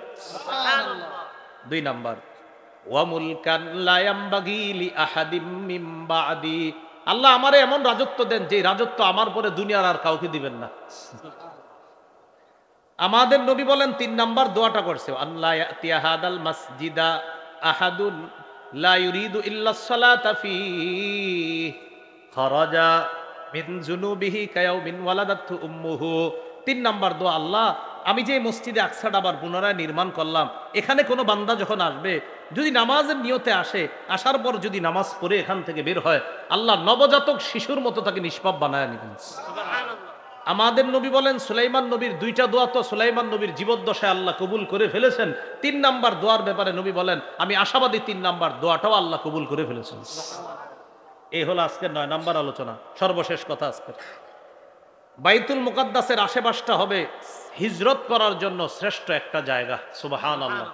আবু দাউদের বর্ণনা, রাসূলুল্লাহ সাল্লাল্লাহু আলাইহি সাল্লাম বলেন সাতাকুনু হিজরাতুন বাদা হিজরা, মদিনায় যে হিজরত করলাম আমরা, এটার পরে আরেকটা হিজরত হবে দুনিয়াতে। ওই যুগের হিজরত যখন হবে, সাহাবায়ে কেরাম বললেন হুজুর হিজরতের শ্রেষ্ঠ জায়গা তখন কোনটা হবে? নবী বললেন খিয়ারু আহলিল আরদি আলজামুহুম মুহাজারা ইব্রাহিম, ইব্রাহিম নবী হিজরত করে যেখানে গিয়েছেন সেখানে মানুষ হিজরত করাটা হবে শ্রেষ্ঠ হিজরতের জায়গা। আর আমি আপনাদেরকে আগেও বলেছি, খ্রিস্টপূর্ব 1900 সনে ইব্রাহিম নবী হিজরত করে তার এলাকা থেকে ফিলিস্তিন গিয়েছিলেন, অথবা ফিলিস্তিনের আশেপাশে সিরিয়া বলতে পারেন। তো এই বাইতুল মুকাদ্দাসের আশেপাশে হিজরত করাটা হবে শেষ জামানায় হিজরতের সবচেয়ে শ্রেষ্ঠ একটা জায়গা। আমরা আশাবাদী মুজাহিদরা হিজরত করতে করতে ইনশাল্লাহ একত্রিত হবে এবং চূড়ান্ত বিজয় মুজাহিদদেরকে আল্লাহ দান করবে। আল্লাহ আমাদের সকলকে বাইতুল মুকাদ্দাসের ব্যাপারে যে কথাগুলা জানলাম বললাম, বাইতুল মুকাদ্দাস এটা আমাদের ইমানের বিষয়, এটা সাধারণ কোনো বিষয় না। এই জন্য বাইতুল মুকাদ্দাসের মহাব্বত অন্তরে থাকতে হবে, লালন পালন করতে হবে। বাইতুল মুকাদ্দাসের আলোচনা মাহফিলে সীমাবদ্ধ রাখবেন না, এলাকায়, ঘরে, বাহিরে, চা দোকানের সামনে সব সময় ফিলিস্তিন নিয়ে 4-5 মিনিট কথা বলার চেষ্টা করেন। ফিলিস্তিনের আলোচনা এটা থামানোর মতো কোনো আলোচনা না। কৌশলে আমাদের মাথা থেকে এই বিষয়গুলো অনেকে মুছে দিতে যাবে না, মুছে দেওয়ার কোনো সুযোগ নাই। ফিলিস্তিনের আলোচনা ততদিন চলবে যতদিন মুজাহিদদের চূড়ান্ত বিজয় না হচ্ছে। মনে থাকবেন ইনশাআল্লাহ। আপনি দুইজন বন্ধু কথা বলতেছেন 5 মিনিট, দোস্ত কেমন আছো, 1 মিনিট ফিলিস্তিনের কথা বলবেন। বিবির সাথে একান্তে আলাপ করতেছেন, বিবিরেও ফিলিস্তিনের কথা বলবেন। নিজের সন্তানকে ফিলিস্তিনের গল্প শোনাবেন।